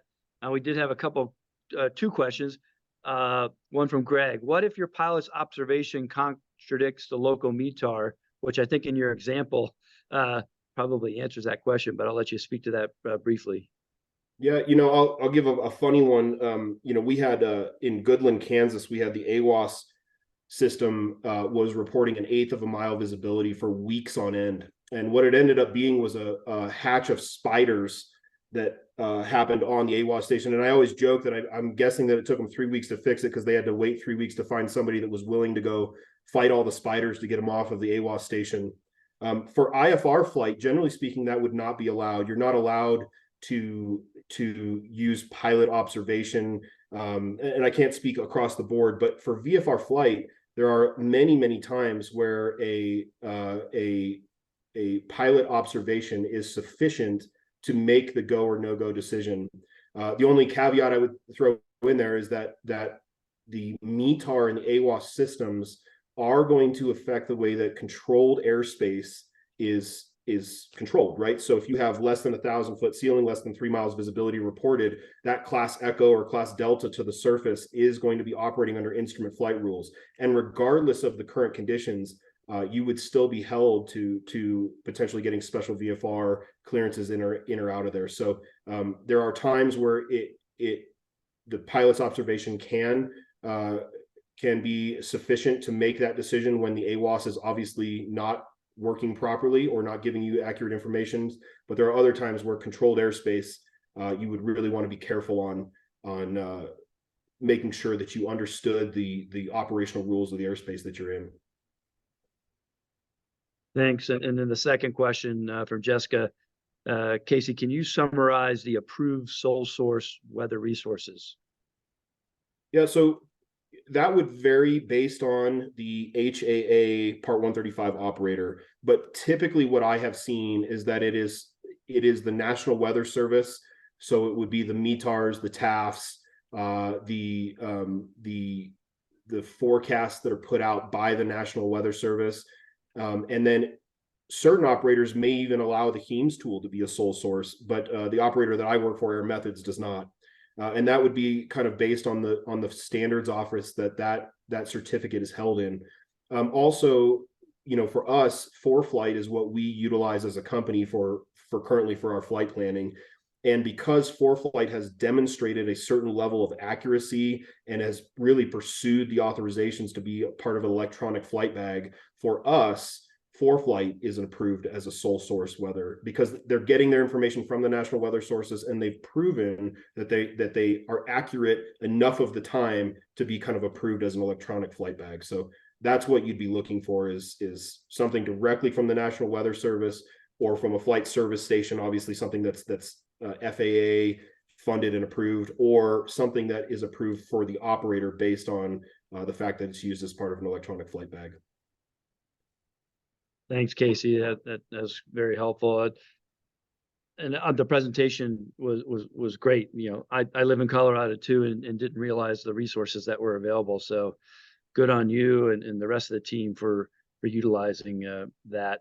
Dave Desura, he had a comment in there, recommendation, just to verify, if you're not using an FAA camera, just verify the timestamp on that image to make sure it's current.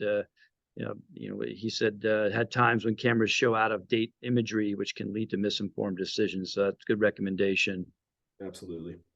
All righty. Well, again, thank you, Jason and Casey, so much for that. Very, very helpful, and hopefully everyone can take something away and use these cameras for better flight planning, better decision making, and so forth.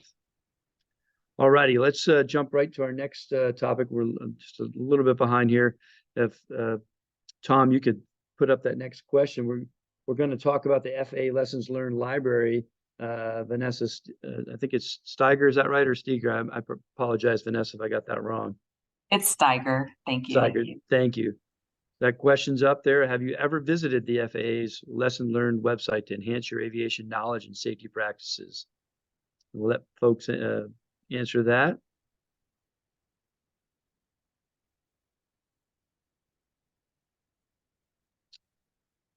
All right, why don't we go ahead and share that, Tom, in the poll and share results. We got about 59% that say no to visiting the website. So hopefully this will help them steer them towards the website. And following Vanessa, we've got a presentation on one of the accidents in the database. So go ahead, Vanessa.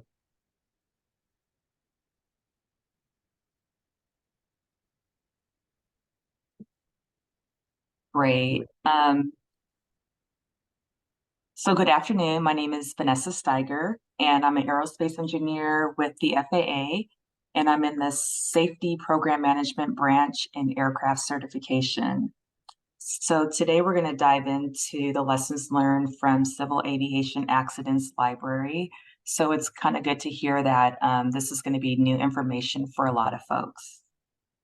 By the end of the presentation, you'll understand the significance of the library, the lessons learned process, and how to access the library. Safety has always been our #1 priority, and we've made significant strides. However, accidents, they still happen. The key to continuous improvement lies in a thorough analysis of the causes behind these accidents and evaluating if changes are warranted in various aspects, such as the processes, regulations, training, or organizational structure.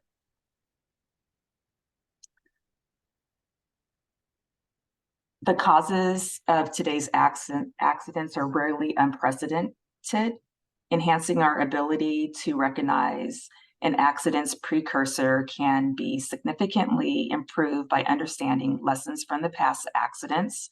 Unfortunately, a lot of these insights from these accidents are fading as people retire and time progresses.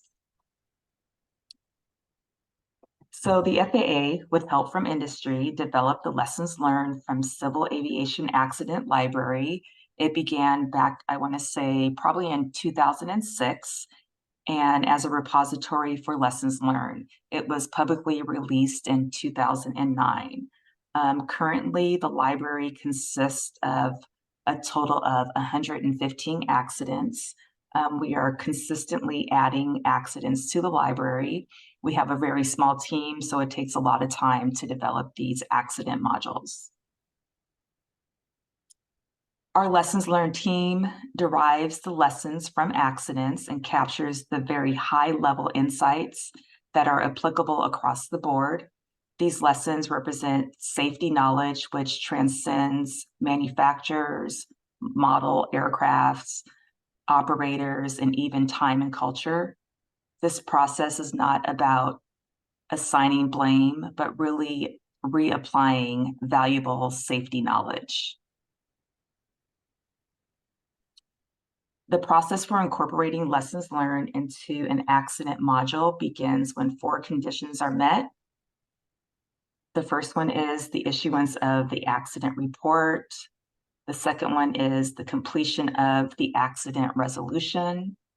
The third one is conclusion of any litigation. And the fourth one is the assurance that no subsequent accidents have questioned the findings or resolutions. So just for timing, I'm just going to go ahead and just jump into the lessons learned website.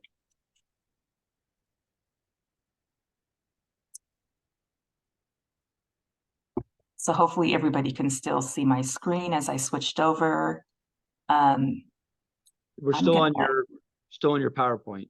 You're on my PowerPoint. Okay, let me stop sharing and share my current screen. Sorry. That's okay.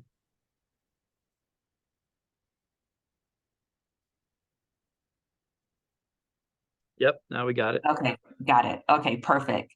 So the best way to access the site is to go to FAA.gov. And then if you hover over accident and then go to aircraft safety, this is where the link for lessons learned from Civil Aviation Accidents Library resides. I will add the address in the chat as soon as I'm completed with my presentation. But this is our accident library. It's divided into 3 separate libraries. We have a small airplane library, transport airplane library, and rotorcraft library. They are all structured the exact same way. If you want to get a consolidated listing of all the accidents within the library, we have a search lessons learned library link here, which will take you to an interactive dashboard, and I'll get to that dashboard later in the presentation. So I'll go to the rotorcraft accident library. And within this library, there currently are 10 accident modules. And you can view all those accidents by clicking on this red link here where it says View Rotorcraft Accident Libraries. And I'll get to that link in a moment. We have some accident statistics listed here. And then we have the arrangement of the library. And it's based off of perspectives. And perspectives are 3 ways in which accident lessons are assessed through either the life cycle, the threat categories, and common themes. If we click on life cycle, you'll see the 3 different life cycles, which are design, manufacturing, operational, maintenance, repair, and alterations. And if you expand each of these sections, you'll see the applicable accidents that we have in the library that are associated with each category.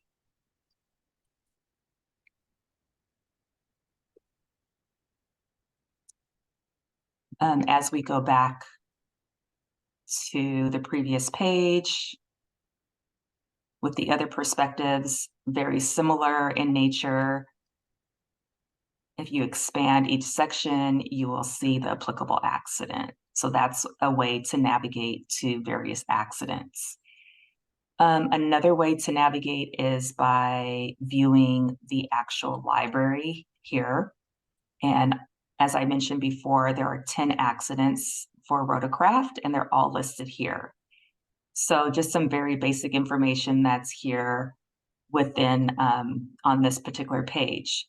But which I feel is very powerful is our lessons learned library dashboard.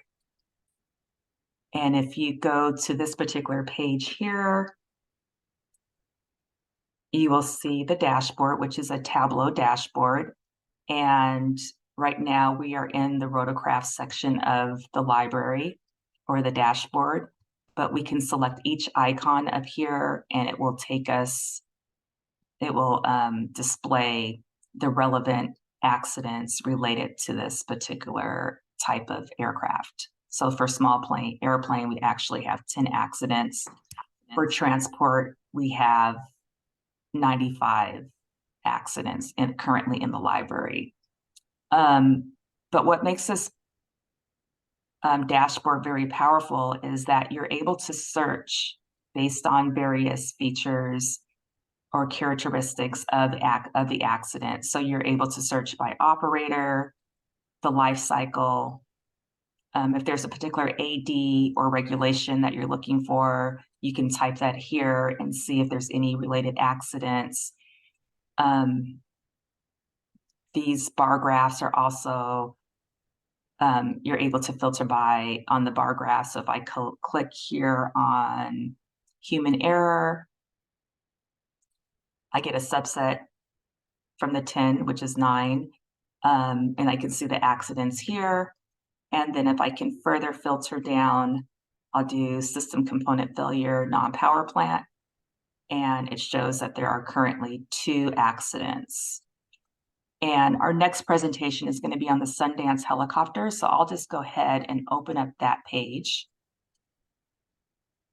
And I'm not going to get into the details of this accident because Mike Keeman is going to do a presentation on this, but I'm just going to utilize this particular accident module to kind of go over the structure very quickly. So each accident has a summary section and just on what happened, just a very brief summary. But as we dive deeper into the accident module, you'll see these different sections that we have for each accident. So the first one is the accident overview, and this is a very, this takes the reader from the history of the flight all the way to the conclusion. There's a lot of graphics, there's descriptions, there may be one-on-ones as far as explaining certain systems to the reader, animation. So this is where you're going to find a lot of the meat of what happened in the accident in this particular section. The next section is accident board findings. This is a description of the accident's board determination of the probable cause of the accident, along with the report. The next section is accident board recommendations. This section provides a summary of the recommendations and any applicable responses. The next section is relevant regulations, which lists any pertinent regulations at the time of certification. And you're able to click the links and it will take you to the actual, it takes you to DRS, which is our dynamic regulatory system where it houses all of our documentation for the FAA. The next section is prevailing culture and organizational factors, which identifies background causes or contributors to the accident. The key safety issues section provides summarizes pertinent safety failures that led to the accident. The safety assumptions section provides a narrative of the assumptions made with an explanation of how the safety assumptions were invalidated by the accident. The precursor section describes any accidents or incidents that may have technical or operational significance to the accident module or provide forewarning of potential occurrences of the current accident. The resulting safety initiative lists any resulting regulatory or policy changes or industry initiatives. The ADs section will list any ADs that are as a result of the accident. The accident perspectives, again, these are just our accident categories, the way we categorize the accidents that are listed in the library. And we have common themes, and this summarizes why, well, it lists the applicable themes and summarizes why each applies to the accident.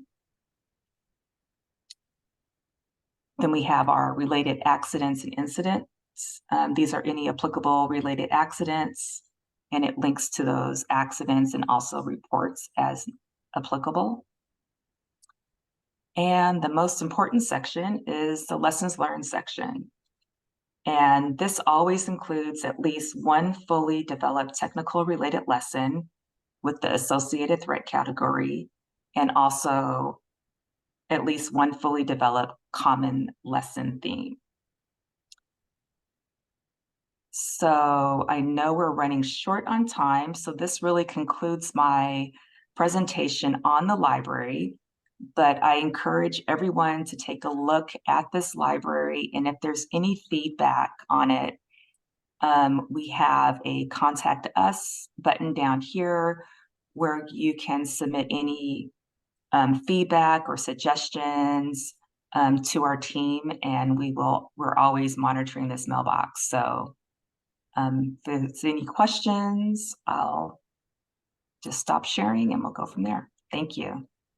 Great, Vanessa, thanks. I didn't realize how well organized all that was, so I'm glad you all were able to do that and provide those valuable lessons learned for folks to look at and use. And you know, one of those examples, we've got Mike Heeman ready to come online. Tom, do you want to load his question? Put that out there, and Mike's going to be talking about one of those lessons learned in the database, specifically around the Sundance helicopters accident that occurred in December of 2011.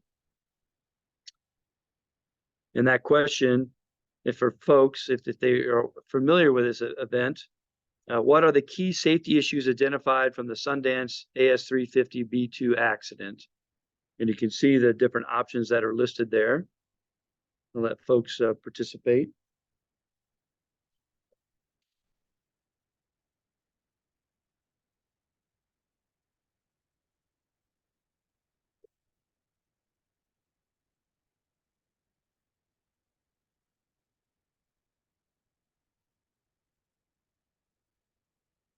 All right, we're still collecting data. The folks keep coming.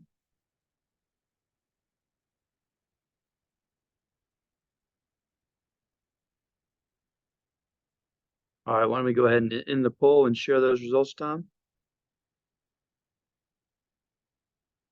And from the folks that participated, we get 76% said all of the above. That was the majority there. All right. Well, I'm not going to Michael, give away the answer. I'm going to let you figure out the answer in the as I give my presentation here. So see if you are right, and when I get through partway through my presentation here. So thanks, Chris. And I'm Mike Heeman. I'm the rotorcraft lead for the Aircraft Lessons Learned Library.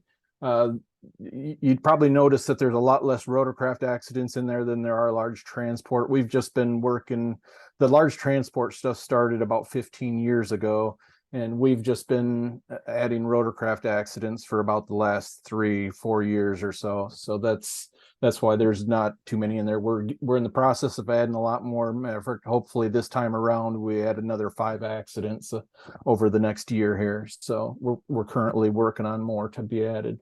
Anyway, I'm going to try to, I know we're running a little behind, so I'm going to probably talk pretty fast and go over some things pretty quick here, but just kind of wanted to hit the highlights of this accident. This is a Sundance helicopters accident. AS-350 occurred December of 2011 in the Grand Canyon area. And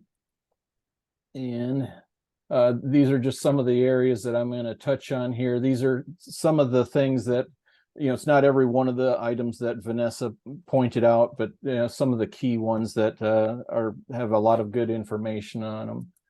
The history of flight: this aircraft departed Las Vegas McCarran Airport on a twilight sightseeing tour. You can see the picture on the upper right there. The green line shows that the typical flight path for these tour flights, they leave the airport, they head over towards the Hoover Dam, they fly around that area, then they eventually come back to the Las Vegas airport, they fly down the strip and back to the airport. This particular flight, they followed that same route you can see in yellow there until they got to the point where in the red there, the aircraft made a sharp left-hand climbing turn, followed by a rapid descent, and eventually impacted the terrain. You can see at the accident site there. The pilot and 4 passengers were fatally injured. The helicopter was destroyed by impact forces and post-crash fire. This was the 4th flight for this helicopter of the day. The first flight was a maintenance check flight. Then there were 2 other tour flights, and then this flight here. And each of these tour flights was about an hour and a half long. This one was about 15 minutes, I think, into the flight at the most when the accident happened. The previous flight before this one, the accident pilot had flown the same route. They interviewed some of the people who were on that flight, and they said the pilot was very professional, was in a very good mood that day. So nothing really out of the ordinary there. It mentioned that one of these flights, the very first flight of the day, was a check flight. They had done some maintenance the day prior to the accident, and that's why they did a maintenance check flight. Here's a little closer up view of the accident site itself. You look at it initially here, it looks like, boy, there's nothing to look at. But fortunately, you know, I worked accident investigation for about 20 years, and there's really a lot more for you to look at on these scenes than what you actually think that there is. You know, it's pretty difficult, and it's a tough job, especially in rugged terrain like this, but there's a lot of things that you can look at. And, you know, even with the aircraft the way it's burned that it is. This next slide shows you just a close-up of some of the things that actually survived the fire there. The photo there shows the upper portion of the transmission, and you'll see some arrows there pointing to some components. That's the fore aft servo actuator for the flight controls on this aircraft. The upper green arrow shows where it's attached to the stationary swash plate assembly. The lower black arrow shows where it's attached to the transmission case assembly. The key area that was noted during this investigation is that red arrow there. That's where the pilot input control lever or rod that coming from the cockpit controls would attach to that servo actuator, moving it up and down, providing fore and aft flight control of this aircraft. If you look there, you can see a hole there. There should be that rod should be connected to there, or the control rod should be connected to there. And, you know, somebody might speak up and say, well, what about the fire? Did it burn that stuff away? Well, even if it would have burned all those components attaching to it away, the hardware should have survived and still been attached there. Steel hardware not likely to burn in most of these aircraft accidents. And that's what the investigators found on this particular one, that the hardware was missing from that. They did find the actual control rod that was connected to it, or should have been connected to it, and it was not connected to it. They looked at the surfaces, tried to identify, you know, when that came apart, and They also looked for the the connecting hardware on this particular event, and they combed the area pretty well, and they were not able to find the attaching hardware on that control lever. I talked about recent maintenance. The day prior to this accident, quite a bit of maintenance was done.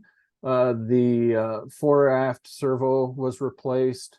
The tail rotor servo was replaced as well. There's an engine replacement, 100-hour inspection, and then all of that was followed up by quality control inspections. And I mentioned that the day of the accident that they had done a post-maintenance flight check, and prior to that they had done a before first flight check. They didn't really notice anything significant related with this accident on that. They did, however, find that during, I can't remember if it was during the pre-flight check or after the post-maintenance flight check, that they found it was a hydraulic belt that was loose, and so they did actually tighten that. But the photos on the right there show kind of the connections on what it would have been. There would have been a bolt, a washer, a self-locking nut, and then a split pin or cotter pin that would have been attached to it. And those were the things that were not found. And then the lower photo there shows the connection on how it would be on the aircraft. And you see a little cover there. That's a little ice shield to prevent ice accumulation or moisture or other things getting in, FOD getting in there. But it still is inspectable through that port there, as long as you open the cowling on the side of the aircraft. Jumping forward after the investigation was concluded, the NTSB determined the probable cause of this accident to be inadequate maintenance of the helicopter, including improper reuse of degraded self-locking nut, the improper or lack of installation of the split pin or cotter pin through that bolt to secure the nut, and inadequate post-maintenance inspections.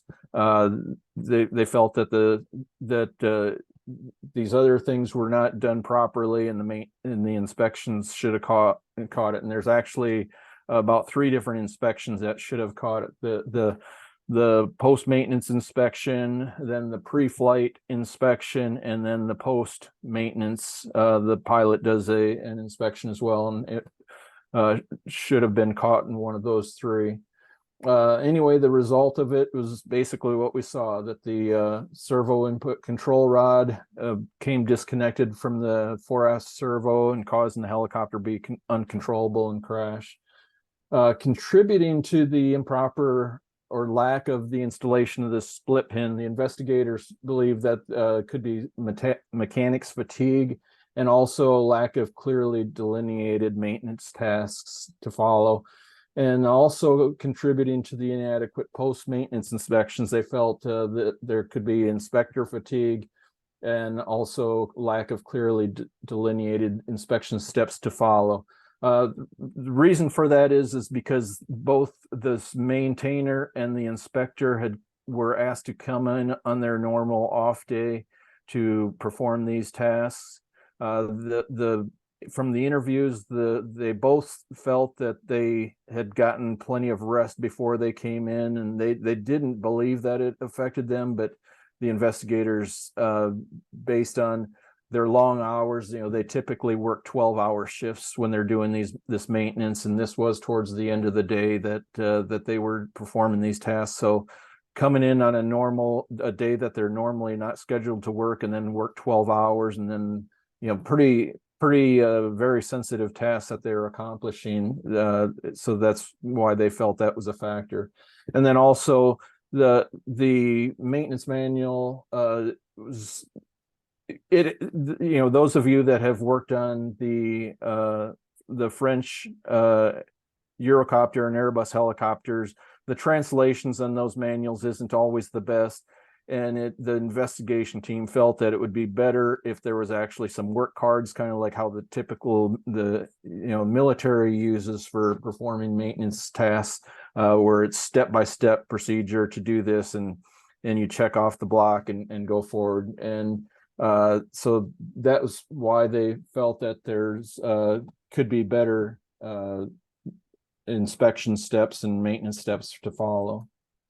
I'm not going to go through all of these regulations and policies, but I just did want to point out that there's Airbus had a standard practice for reusing or replacing dual locking nuts, and the FAA also has some guidance and regulations with it as well. So there is guidance out there. And it was found during the investigation that the operator was not following these recommended processes and procedures and guidance and such. The reason that they came to that conclusion was that there's no records of the self-locking nuts being replaced over the last 3 years in the maintenance records, and also their purchase records of those components. They showed no components were being purchased over the last 3 years. And I think there was just less than a handful of those nuts that were available in stock in their supply. Then also they did an inspection of the other helicopters. I think the operator had approximately 20 helicopters that they were using for tour flights, and about half of the self-locking nuts on 13 helicopters were found to be degraded. And when say degraded, these nuts you were able to turn them on all the way without really retaining any self-locking feature. So that was what was found during the investigation. The NTSB did make some recommendations, 3 new recommendations, and then 1 they reissued. The first one was to establish duty time regulations for maintenance personnel. The next one was to encourage operators to develop best practice for conducting maintenance. And then the third one was require maintenance personnel to receive human factors and maintenance training. And then the last one was to review personal fatigue in aviation maintenance and establish duty time limitations. These recommendations, I think, have been put in place for transport and I think some other operators, but I think for general aviation, I don't think all of them have actually been incorporated yet. This was your quiz question here at the beginning of the presentation. What were the key safety issues that were identified during this accident? 4 key safety issues: the improper reuse of the degraded self-locking nuts, maintenance personnel fatigue, as discussed, the need for work cards and delineated steps, and the lack of human factor training for maintenance personnel. There's a lot of, the NTSB has really pushed this hard on the human factors training for maintenance personnel. Precursors, Vanessa talked about this a little bit. The whole purpose of identifying precursors is, are we having a lot of similar accidents that are leading to the same results? And so what we do is we take a look back and, did we miss some things on some of these previous accidents that may have prevented this particular accident? We looked back and we did see just in the previous year before this, there were 3 other similar maintenance accidents that we probably could have learned something from. That all of these were failure to secure fasteners properly. Was the basic premise or the basic thing for all of these particular accidents. So this is something that is not a one-off deal, and I think, as Vanessa mentioned it earlier too, that most of these accidents are not unique. They've all seemed to follow a theme, and it's in. We need it. That's why we kind of do these lessons learned, so we can learn from them. Some of the resulting safety initiatives that were incorporated or resulted from this, and these are not necessarily all with the FAA. It could be the operator, or it could be industry has come up with these things as well. But there weren't any airworthiness directives issued for this accident. However, there was an establishment of human factors maintenance training programs. The U.S. Helicopter Safety Team incorporated the Helicopter Safety Enhancement 28 for the pre-flight final walk around, post-flight inspection. And the FAA safety team issued a general aviation maintenance alert in 2012. And then also there was a AC 4316 for helicopter maintenance issues that was published. The lessons learned, the key takeaways, and there's a lot of different lessons that could be learned from this accident, but in our lessons learned effort, we tried to identify the key ones. And as Vanessa said, we tried to identify one technical lesson and one common theme lesson. And in this particular accident, the technical lesson was that operators should adhere to the manufacturer's and FAA rules and guidance regarding the use, reuse, and replacement of anti-rotation or locking feature devices on fasteners to ensure that aircraft operate safely. And we found from this accident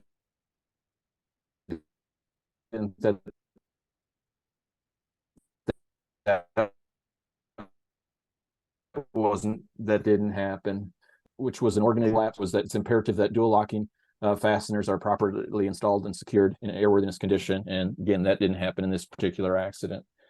And lastly, in conclusion here, the investigators didn't determine the specific sequence of these events that led to the maintenance errors. However, that they determined that either the mechanic didn't perform the steps or he didn't perform it properly. And same thing with the inspector as well.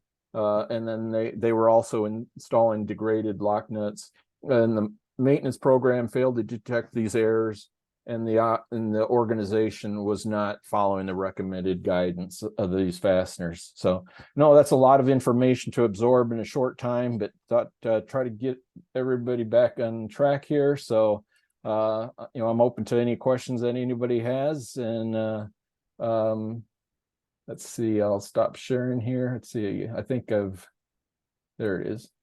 Okay. Thanks, Mike. So you bet. Thank you. Yeah, I have a quick question. I don't see any questions right now. Someone had their hand raised, but I'm not sure if you had a question or not. But on those three precursors that you referenced, that may have helped prevent this one if the lessons learned were utilized, was fatigue identified as an issue or contributing factor for any of those three precursors? From what I can only recall a couple of those the details of them right offhand, but from what I recall, I don't think it was identified. Fatigue was identified in the reports, but I know that the NTSB has identified fatigue and also distractions quite a bit in maintenance. And there's a lot of operators I know that have kind of gone to a rule, especially with our cell phones that we have nowadays, that okay, you lock your phone up in a particular area, or you keep it in your toolbox and you don't get it out. And because there have been a lot of accidents, I know, similar type accidents, maintenance related accidents, that I think that where they've gotten a distracting phone call or stuff like that. So I know distractions is a key thing, and I think the fatigue is definitely an issue with these air tour operators working. That quite often their maintenance schedule is at night for long hours, and sometimes not in the most ideal conditions. So fatigue can definitely be a factor in those situations. So Absolutely, yeah. And then anytime working on a flight control, certainly the inspection requirements, RII, things like that, are super critical, that you verify and validate that it's installed properly and using the right replacement nuts and so forth. So thank you for that. Great presentation. I did put a link to the lessons learned library in the chat. So if everyone sees that, and then also I put a link to the helicopter safety enhancement that talks about or demonstrates the pre-flight or post-flight walk around and so forth. Let's see, a couple questions just popped in here. Let's see, Jeff is asking about presentation available for us to use in safety meeting.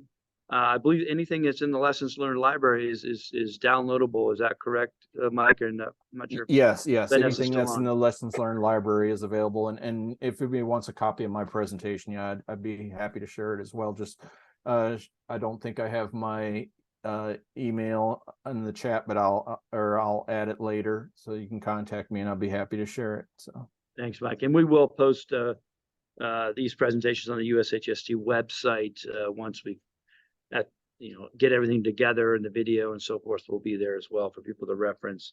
Another question: were maintenance and company held responsible for this event? that I'm not 100% sure. I'm sure that there was. A matter of fact, now that I think of it, I think I looked back to see what litigation there was, and there was litigation against the company, and I don't know what the settlement was, but I know that there was some litigation that where the company was, I think, being sued. So, okay, yeah, I don't remember the particulars of that. And then I do believe another comment came in. There's an updated FAA safety.gov course on fatigue countermeasures for maintenance technicians, and I'll post that in the chat for everyone as well, to take a look at if they're interested for their personnel.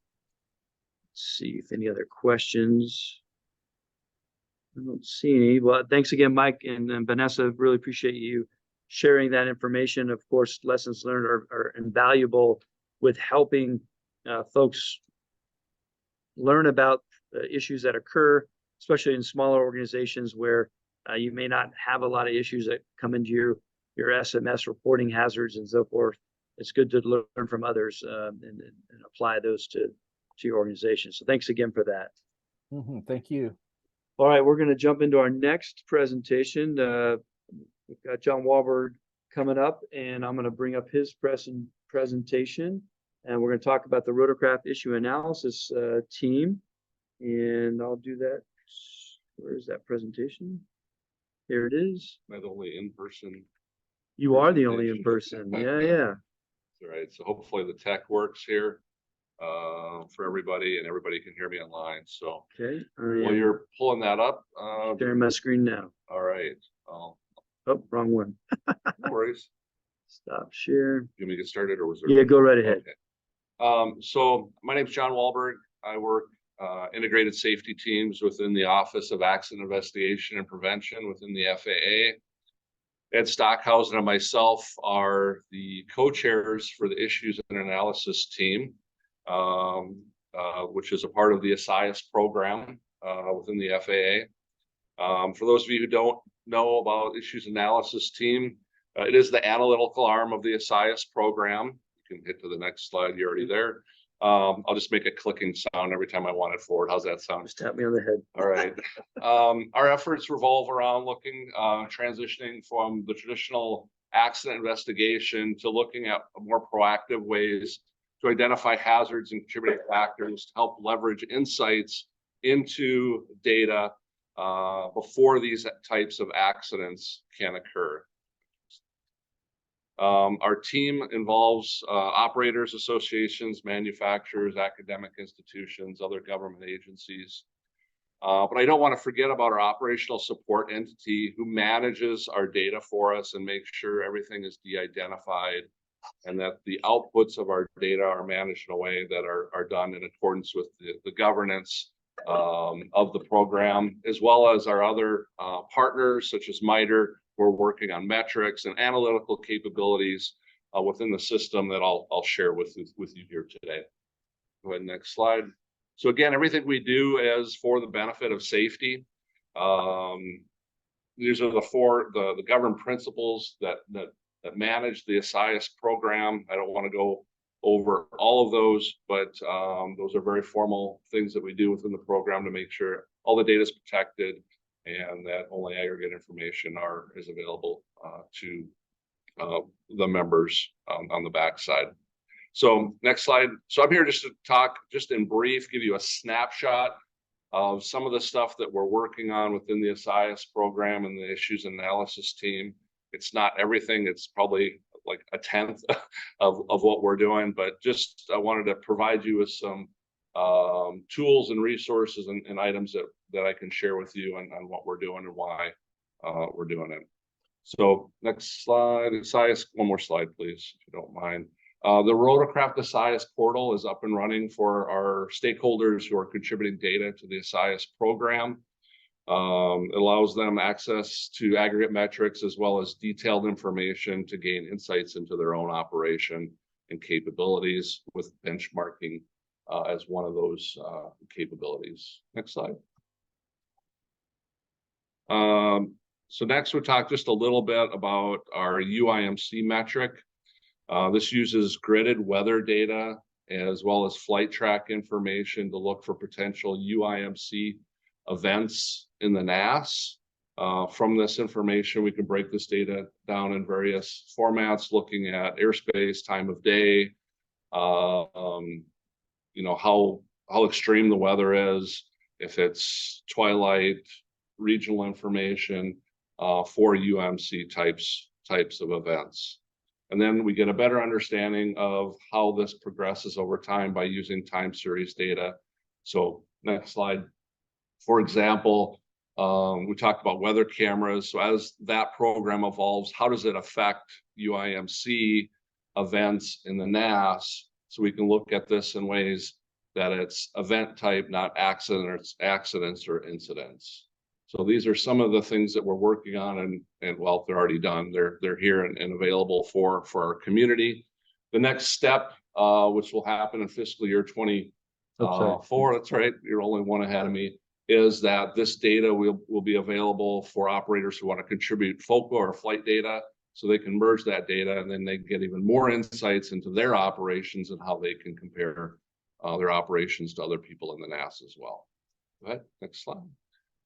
We just finished up a directed study, which is a 12-month effort looking at contributing factors and issues on loss of control accidents, and those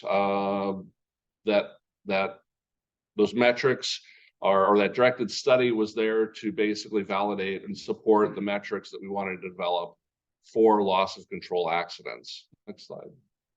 So that's just some of the outputs from the contributing factors and things that we examined. Next slide.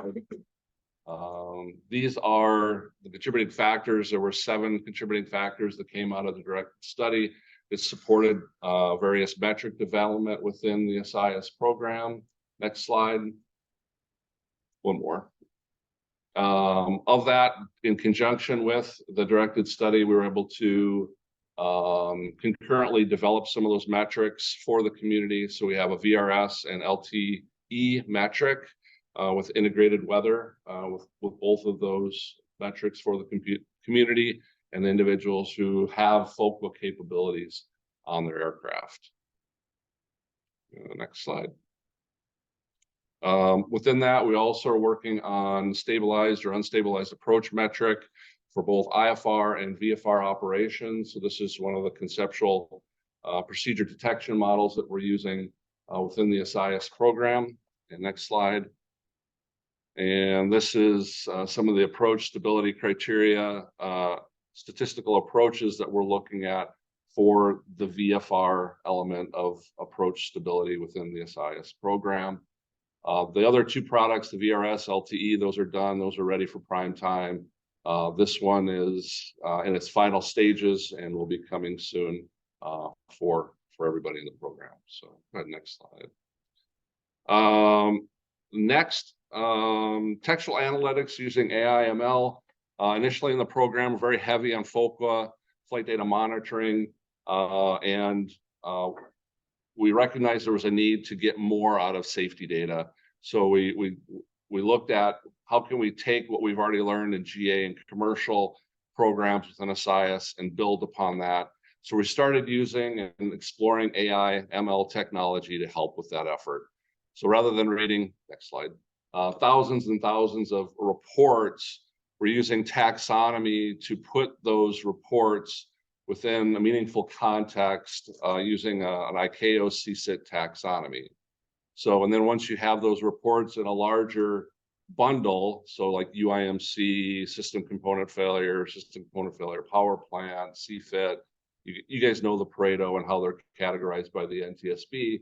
Now we can take that information and look at hazards and contributing factors and draw relationships within those reports, within that textual data, to gain additional insights into those safety reports or that textual analytics. So we're starting with safety reports because we think that that's where the most benefit is going to be to the rotorcraft community, but we'll also have opportunities to build other taxonomies. So one of the benefits of this is as new data source, new textual data sources comes in, you can apply it to the existing taxonomy. And then the flip side of that is also true is as you build your taxonomy, you can establish new taxonomies that may be relevant for the community. Maybe you want to do a positive taxonomy, look at what are the safety enhancements that are working within the reports or something like that to build that technology. So it goes basically both ways. So here's just some conceptual models. The model actually provides confidence scores within the reporting to say, hey, we're 98% confident it's picking up the right thing, or we're 10% we're not picking up the right thing. So there's some smart technology within that system to help with the predictive modeling, and it's really human in the loop type stuff. So you can't take out the human, but it helps do some of the work for you and for the analyst. One of the big issues that we have is we don't have enough data. So these machine learning models operates like on mega data sets, and they're really, really good when the more data they have, the better they are at doing the analytics. So smaller data sets, you only have 100,000 reports, something like that. You need more data. So that's one of our touch points here is how do we get more data from the community to better the products for the community. Go ahead, next slide. I think this is just an example of how the system works. Basically filters through the dialogue. It picks out the big pieces, and then it looks at the hazards and the contributing factors within those reports. And then from there, we have the metadata, and we can start to examine that and figure out where are the lessons learned within those taxonomies. Next slide. Future efforts. I'll go through this really quick because I know we're short on time. Next slide. So we talked about additional metrics for UIMC. So metric development. The next thing we want to do is we have some existing capabilities within the system for looking at bird strikes, laser strikes, and UAS near misses. You can kind of click through the next slides pretty quick here. Okay. So UAS sightings. The next one is risk analysis for UAS operations and helicopter operations. So this provides context to understanding where there's UAS operations and rotorcraft operations and where they might overlap. So green is good, yellow's not so good, red's bad. It provides some context within that to understand where there might be opportunities or awareness for those types of things happening. Next slide. And then the next part is bird strikes, wildlife strikes. So that continues to increase in the NAS. So what are some tools and resources that we can use within all three of these segments, provide one kind of collaborative tool together to say, hey, this is your potential risk for laser strikes, bird strikes, and UAS encounters within the NAS based on what your flight profiles are for your type of operation. So it provides a little bit of context as far as where your risks are within your operations, and then hopefully you can look for ways to mitigate those things. So this is just some initial work. This stuff isn't supposed to start till fiscal year 24, which is in October for us. We've already started to look at some of this independently. So how do we bring all these together in one kind of analytical tool that really does provide insights for our community as to these the probability of these types of encounters. Next slide. And this is just laser strike information. Again, that's the next thing, is how do we kind of combine it all together? Next slide. So with that, pathway to participation and SIAS, if anybody online, or if you know anybody that's really interested in data analytics, or you have a flight data monitoring program, you want to get more out of your flight data monitoring program, or you have an ASAP program or a safety reporting program, and you want to get more out of that program, we'd love to talk to you about maybe membership in SIS, or if you want to learn more about what we're doing with the IAT, or you're just not sure, we'd love to provide you deeper insights into what we're looking at and what we're doing. And we're continuing to grow that program. Right now, we have about 20 or so participants, and we're adding new participants every week. So the program is growing along with the GA program, which is managed by GHASC and the GA Issues and Analysis team. So it's just another mission segment of the SIS program. So there's my contact information. So and then the next slide is just a thank you. So Ed and I thank you for your time and your interest. And if there's something we can do to help, or you want another presentation for your organization, reach out. We're happy to do that for you. Great, thanks, John. And I think the key point is that you don't need just raw data, text reports, textual data. If you're starting on a napkin, that's fine.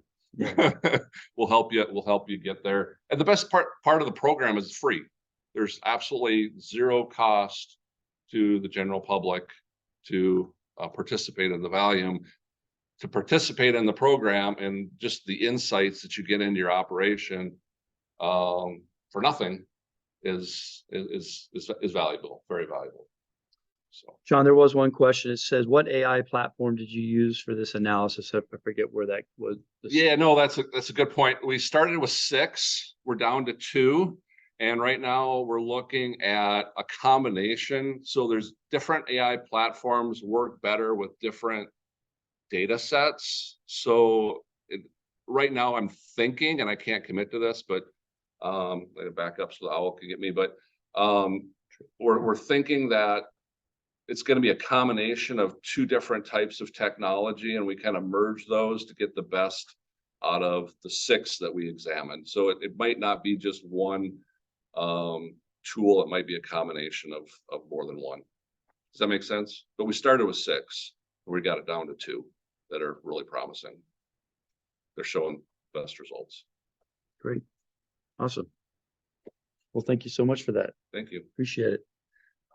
All righty. We're going to kind of continue with this theme on the rotorcraft digital co-pilot development. I've got Nikki Armour and Steve Estes from MITRE to kind of talk about what they're doing on this technology. Are you guys ready to come online? Yeah. Hey, Chris. So Steve's going to take over just because we have the shortened time, and I think most people have heard about the digital co-pilot. If you did any of the safety enhancements several years ago, this was one of them. It didn't actually move forward, but it started with the fixed wing side, and then we morphed it into a rotorcraft digital co-pilot. And Steve's going to just give you guys an update of where we are and what the tool actually is used for. Thanks, Nikki and Steven. You're sharing your screen, so go ahead. Great. Thanks for having us today. I'll just be super brief. I'm probably going to skip over a couple little slides here. I will, in a second in the chat, put my email address. So if folks have questions afterwards and want to get in touch or want to do a little bit more in-depth briefing, we're happy to do that. So I'm going to talk about Digital Copilot. My name is Stephen Estes. I'm a principal human factors engineer here at MITRE. I've been here for about 20 years. I'm a private pilot. Hypothetically, I'm halfway through my instrument training, but anyway. So let me go through Digital Copilot, just talk a little bit about what it is, the specific modifications we've made for rotorcraft, and how you could get involved helping us get this out into the big wide world. So Digital Copilot is what we call a cognitive assistant. Cognitive assistants are typical tools that don't take over a task, but help you complete a task. So in the case of aviation, we're not talking about an autopilot system or something that takes over some aspect of flying the aircraft. We're talking about something that helps you fly the aircraft, reduces workload, et cetera, et cetera. Most cognitive assistance applications are context aware, meaning they know where you are, they know something about what you're trying to do, and based on that information, they're going to try to provide helpful information as you continue the flight. Just move on to the next slide. This is an outline of how Digital Copilot works in a nutshell. We've got some external information. We've got pilot input. We can get weather information over ADS-B and traffic over ADS-B. Then on board, we've got some stored data like runway information and that sort of thing. We feed all that into kind of what's the heart of Digital Copilot, which are these series of inference processors. So one of the things I like to say a lot with Digital Copilot is when I go out and fly, I don't have to tell it where I'm going. I don't have to put in a flight plan. I don't have to do anything other than turn it on, and I literally sit it on the seat next to me. And that gets us about 75% of the features that are available. I think we're up to 60 or 70 unique features, ranging from just kind of general awareness helpers to safety awareness. You turn it on and it does this series of inference processing, and it's constantly trying to figure out, what is this guy or gal trying to do? Where are they going? What's their next objective? When a maneuver happens, what is the intent of that maneuver? Why are they making that maneuver?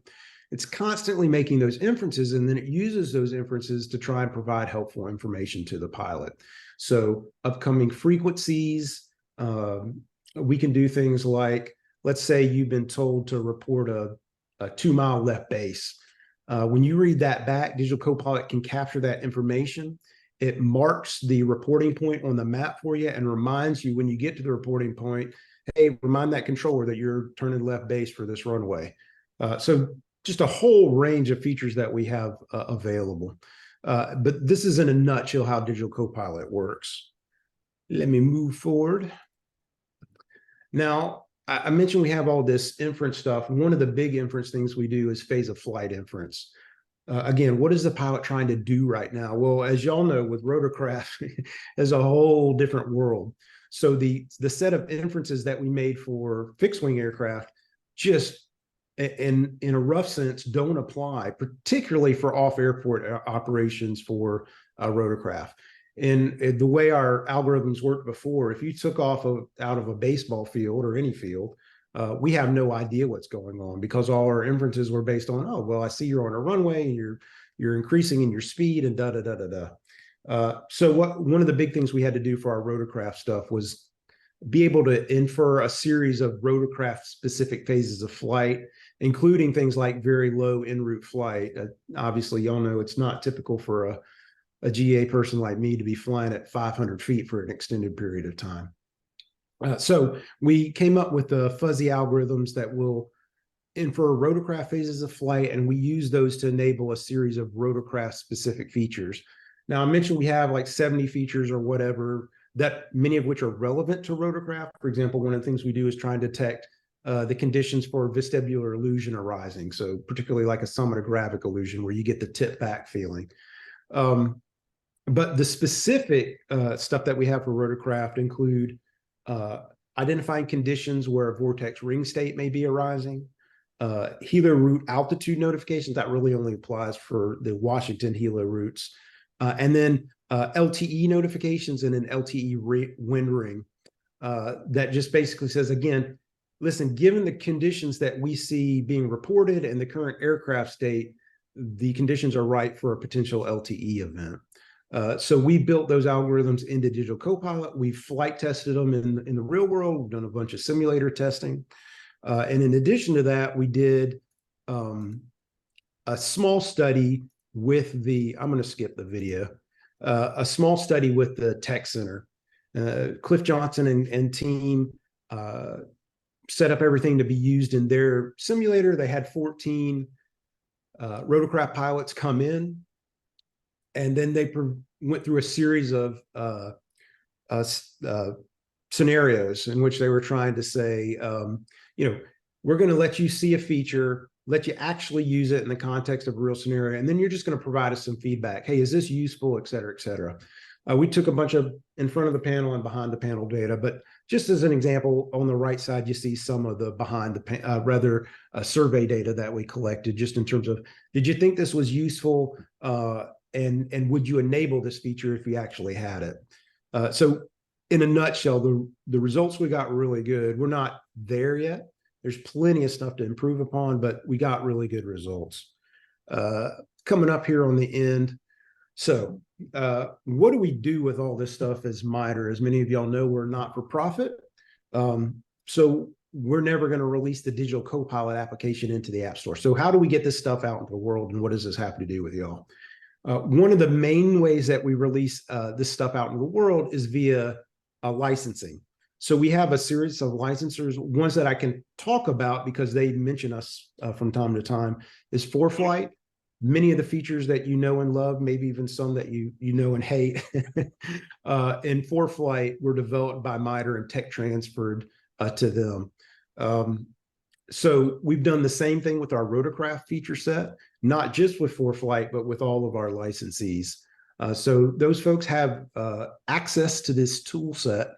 And so one of the big things that folks like these groups can do is go into PreFlight and other groups and say, hey, we'd really love to have this. I know, for example, I don't think it's talking outside of school to say that PreFlight is trying to do more and more stuff for the rotorcraft community. I know several of their pilots are actually rotorcraft pilots, including some of the folks who work in their developmental or labs division.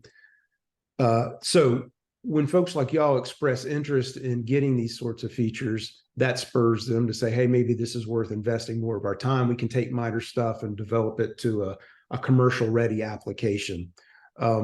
We're happy to talk more about that with y'all. If some of y'all have connections already with PreFlight and would like us to be involved in discussions with them, we're happy to do that. And it's not just PreFlight, any EFB developer, whether they're an existence licensee or not, and avionics developer, we're happy to talk with them about getting our technology out to them so they can get it to y'all. And I think that sums it up in a nutshell. My email address, if there's more questions or things you want to talk about in more detail, we can do demonstrations over the phone or via Telcon. We can have you into our lab. We can even go and do live demonstrations out in the field if you happen to have a rotorcraft and want to go have a little fun. So yeah, my email, ssdis@mitre.org. We're happy to discuss more. And I'm happy to answer any questions before I sign off here. Thanks, Stephen. I don't see any initial questions right now. In that testing that with Cliff Johnson's group, was there things that you discovered that this digital co-pilot was doing, i.e. helping with complacency, helping with task saturation, helping, the reminder part that you mentioned, was there data that demonstrated, hey, this is something for the small operator, the single pilot, owner, private pilot, this would be a very beneficial tool for them? Yeah, sure. So in the stuff we did with Cliff, it was mostly survey results. And so what we saw was a lot of, hey, this looks cool. And I don't see any glaring issues that makes me not like this. More broadly speaking, with aviation in general, we've done, probably half a dozen simulator studies with digital co-pilot, including lots of behind the panel, eye tracking, that sort of stuff. One of the things that we noticed, for example, is a decrease in heads down time, a decrease in time spent digging for information, that sort of stuff.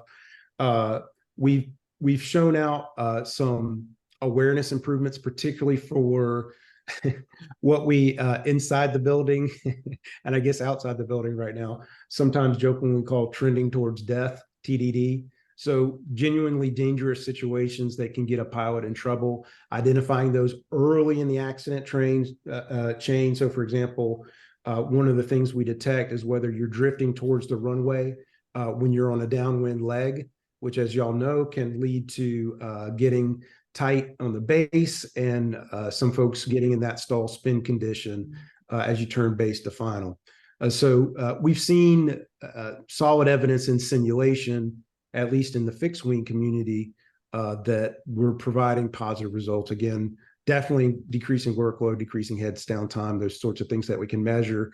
And from opinion standpoint in the rotorcraft community, it looks like we're on the right track. There's still, again, because rotorcraft is such a beast all to itself, there's still all sorts of interesting questions, particularly any kind of interaction, because you've got your hands on two control inputs all the time. And so what does that mean? So for example, we have speech rec in the device. We have a way to activate speech rec, but it would require taking your hand off, say, the collective for a second. Is that acceptable? It may not, it may well not be. And so the question is, how do we address that? And what's the right technological way to deal with that while maintaining ease of use and safety? Anyway. And Steve, I'll just add from a rotorcraft pilot perspective, we didn't really get a chance to show a full-on demo. You can customize it to your tail number or your helicopter type. Honestly, it's a situational awareness. It's your single pilot operations for people like in the air medical, especially if you're flying older aircraft. Just the awareness and the alerts that it gives you, the confidence that it gives you to not be like Steve said, heads down. Just finding frequencies, giving you warnings well ahead of time that your winds are going to shift. You might be heading into a zone that you need to be aware of. Airspace. So there's just a lot of layered information that for a single pilot and task saturated environment is actually critical for those decisions. But like Steve said, we'll be happy to do a demo and just provide you more insight if you need it.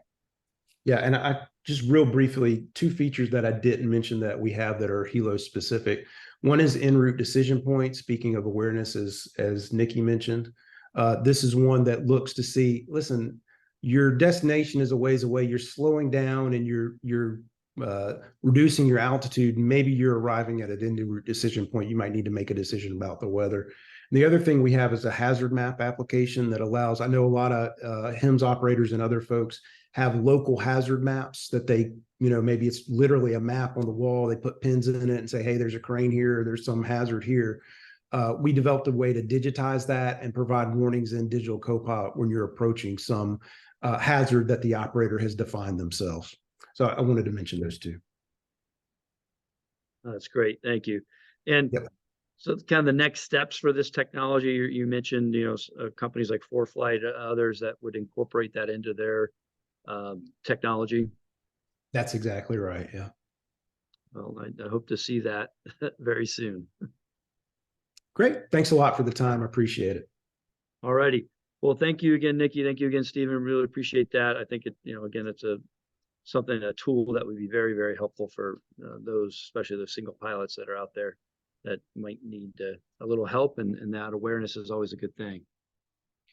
Alrighty, up next, John Shea with HAI's Government Affairs group. John, are you with us? I see you online there.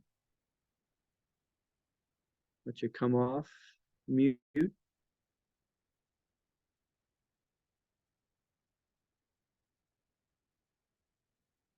John, all right, you got your slides coming up. You're still on mute though, John. There you are. Right. How about now? Can you guys hear me? Yeah, I got you loud and clear. Got about 8 minutes, so I apologize for the. No problem. Thank you for having me. I'll just start off. I think the focus here for everybody, and certainly the thing that we're spending the most amount of our time on right now is FAA reauthorization. With that, we've got until September 30th to pass a bill to reauthorize the agency.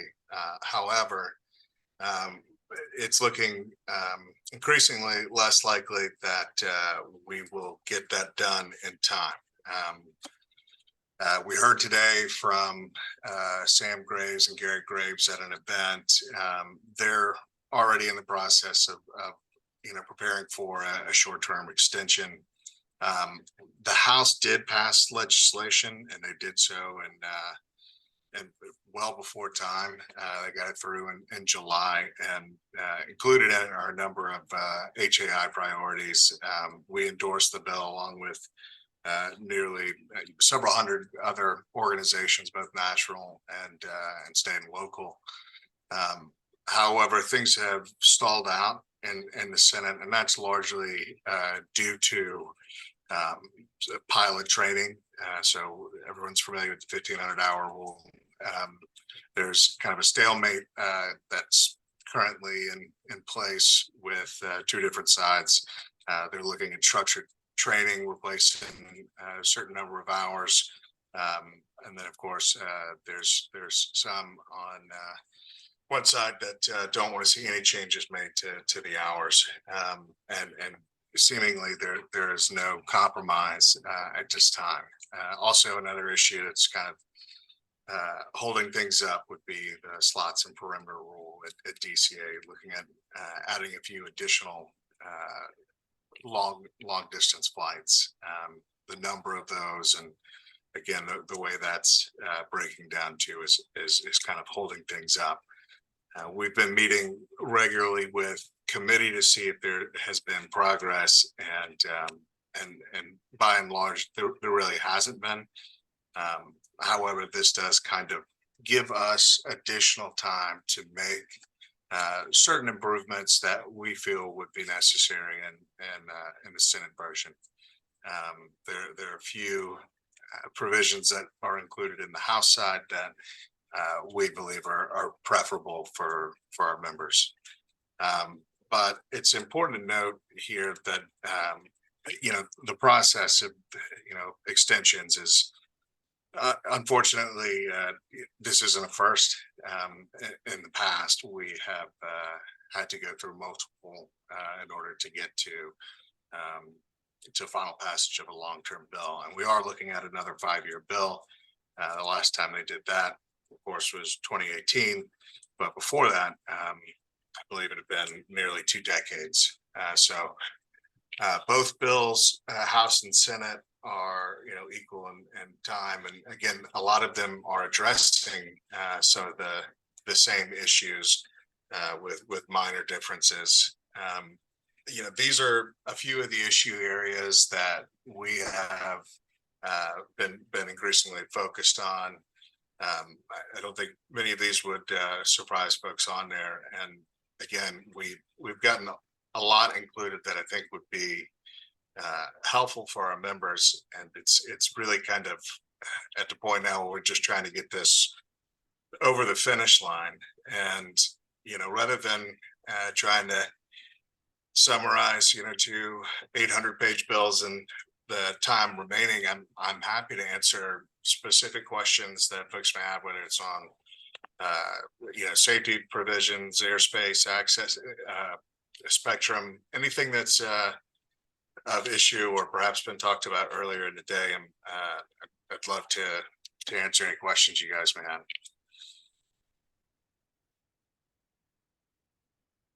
All right. Well, I don't see anything in the chat or Q&A. Anybody here in the room have questions? Yeah, this is Chris. Hey, John, thanks for tuning in, and yeah. Could you give a quick little rundown on your department here at HAI and how you guys are advocating for safety across the board? Absolutely. Yeah. So, I mean, every meeting that we take, on the Hill or in various state legislative bodies or with local officials, with FAA, whomever, safety is always the first and foremost issue that we bring up. We describe our organization as a whole, who we represent, and then safety. And really, if you were to boil down the high level talking points, I mean, what we always push for is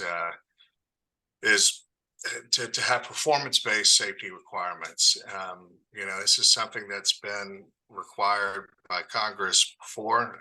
In the past 2 FAA reauthorization bills, we have seen numerous prescriptive safety bills that have been introduced, and that's a lot of them, while well-intended, often are more focused on buzzwords that you guys have all heard, without right-sizing it to the specific mission segment and the risk profile of the operation.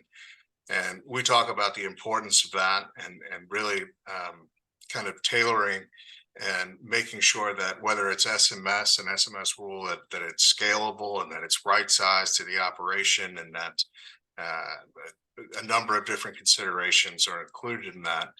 And a big part of our job in the Government Affairs Department is really educating members of Congress. So we lean heavily on Chris and the ops team and U.S. helicopter safety team for the recommendations that you guys put out and the white papers that come out of our various working groups as kind of the leave behinds when we're in those meetings and meeting often with staffers that are relatively young in their 20s, 30s, managing multiple issues besides just aviation, and making sure that they see the full picture and look at comprehensive solutions for safety. So not just requiring a specific piece of equipment, but again, looking at how it all fits together, whether it's FDM, SMS, again, the full picture. So we do that with a focus on federal, but we have a growing team on our state side, and with the number of bills that are coming up all across the country, we have 3 folks on, our third coming on in October, and continuing to build out our state operation there. So again, we rely heavily on the work of the U.S. helicopter safety team. I think there's 2 different references in the House passed version of the U.S. helicopter safety team in the actual legislation. So we thank you guys for all your hard work, and if there's ever anything that we can do to assist, the initiatives that you're pushing,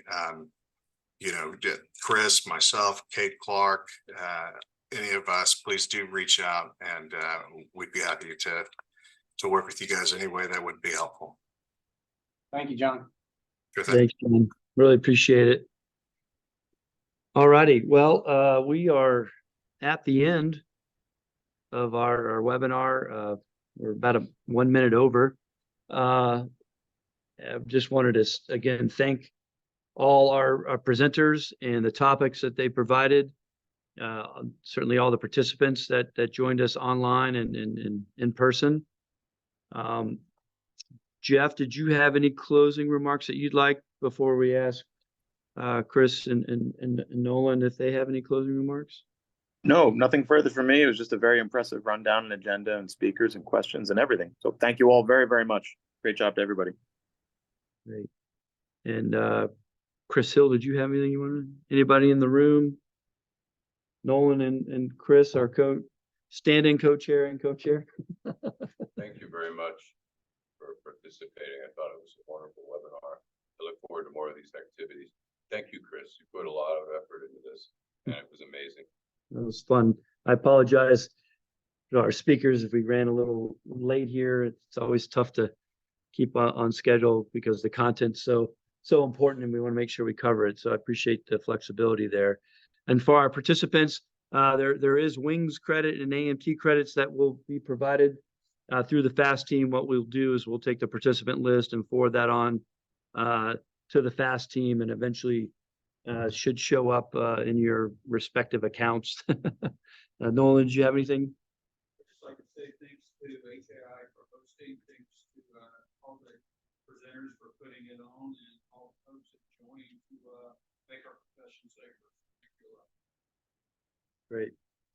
Well, with that, we'll conclude. Our next webinar will be on November 1st. We'll go back to the 1.5-hour format. So not quite as long as today, of course, and we look forward to seeing you there, and there'll be more information on when to sign up and register. And with that, I want to say thank you and have a wonderful day and fly safe.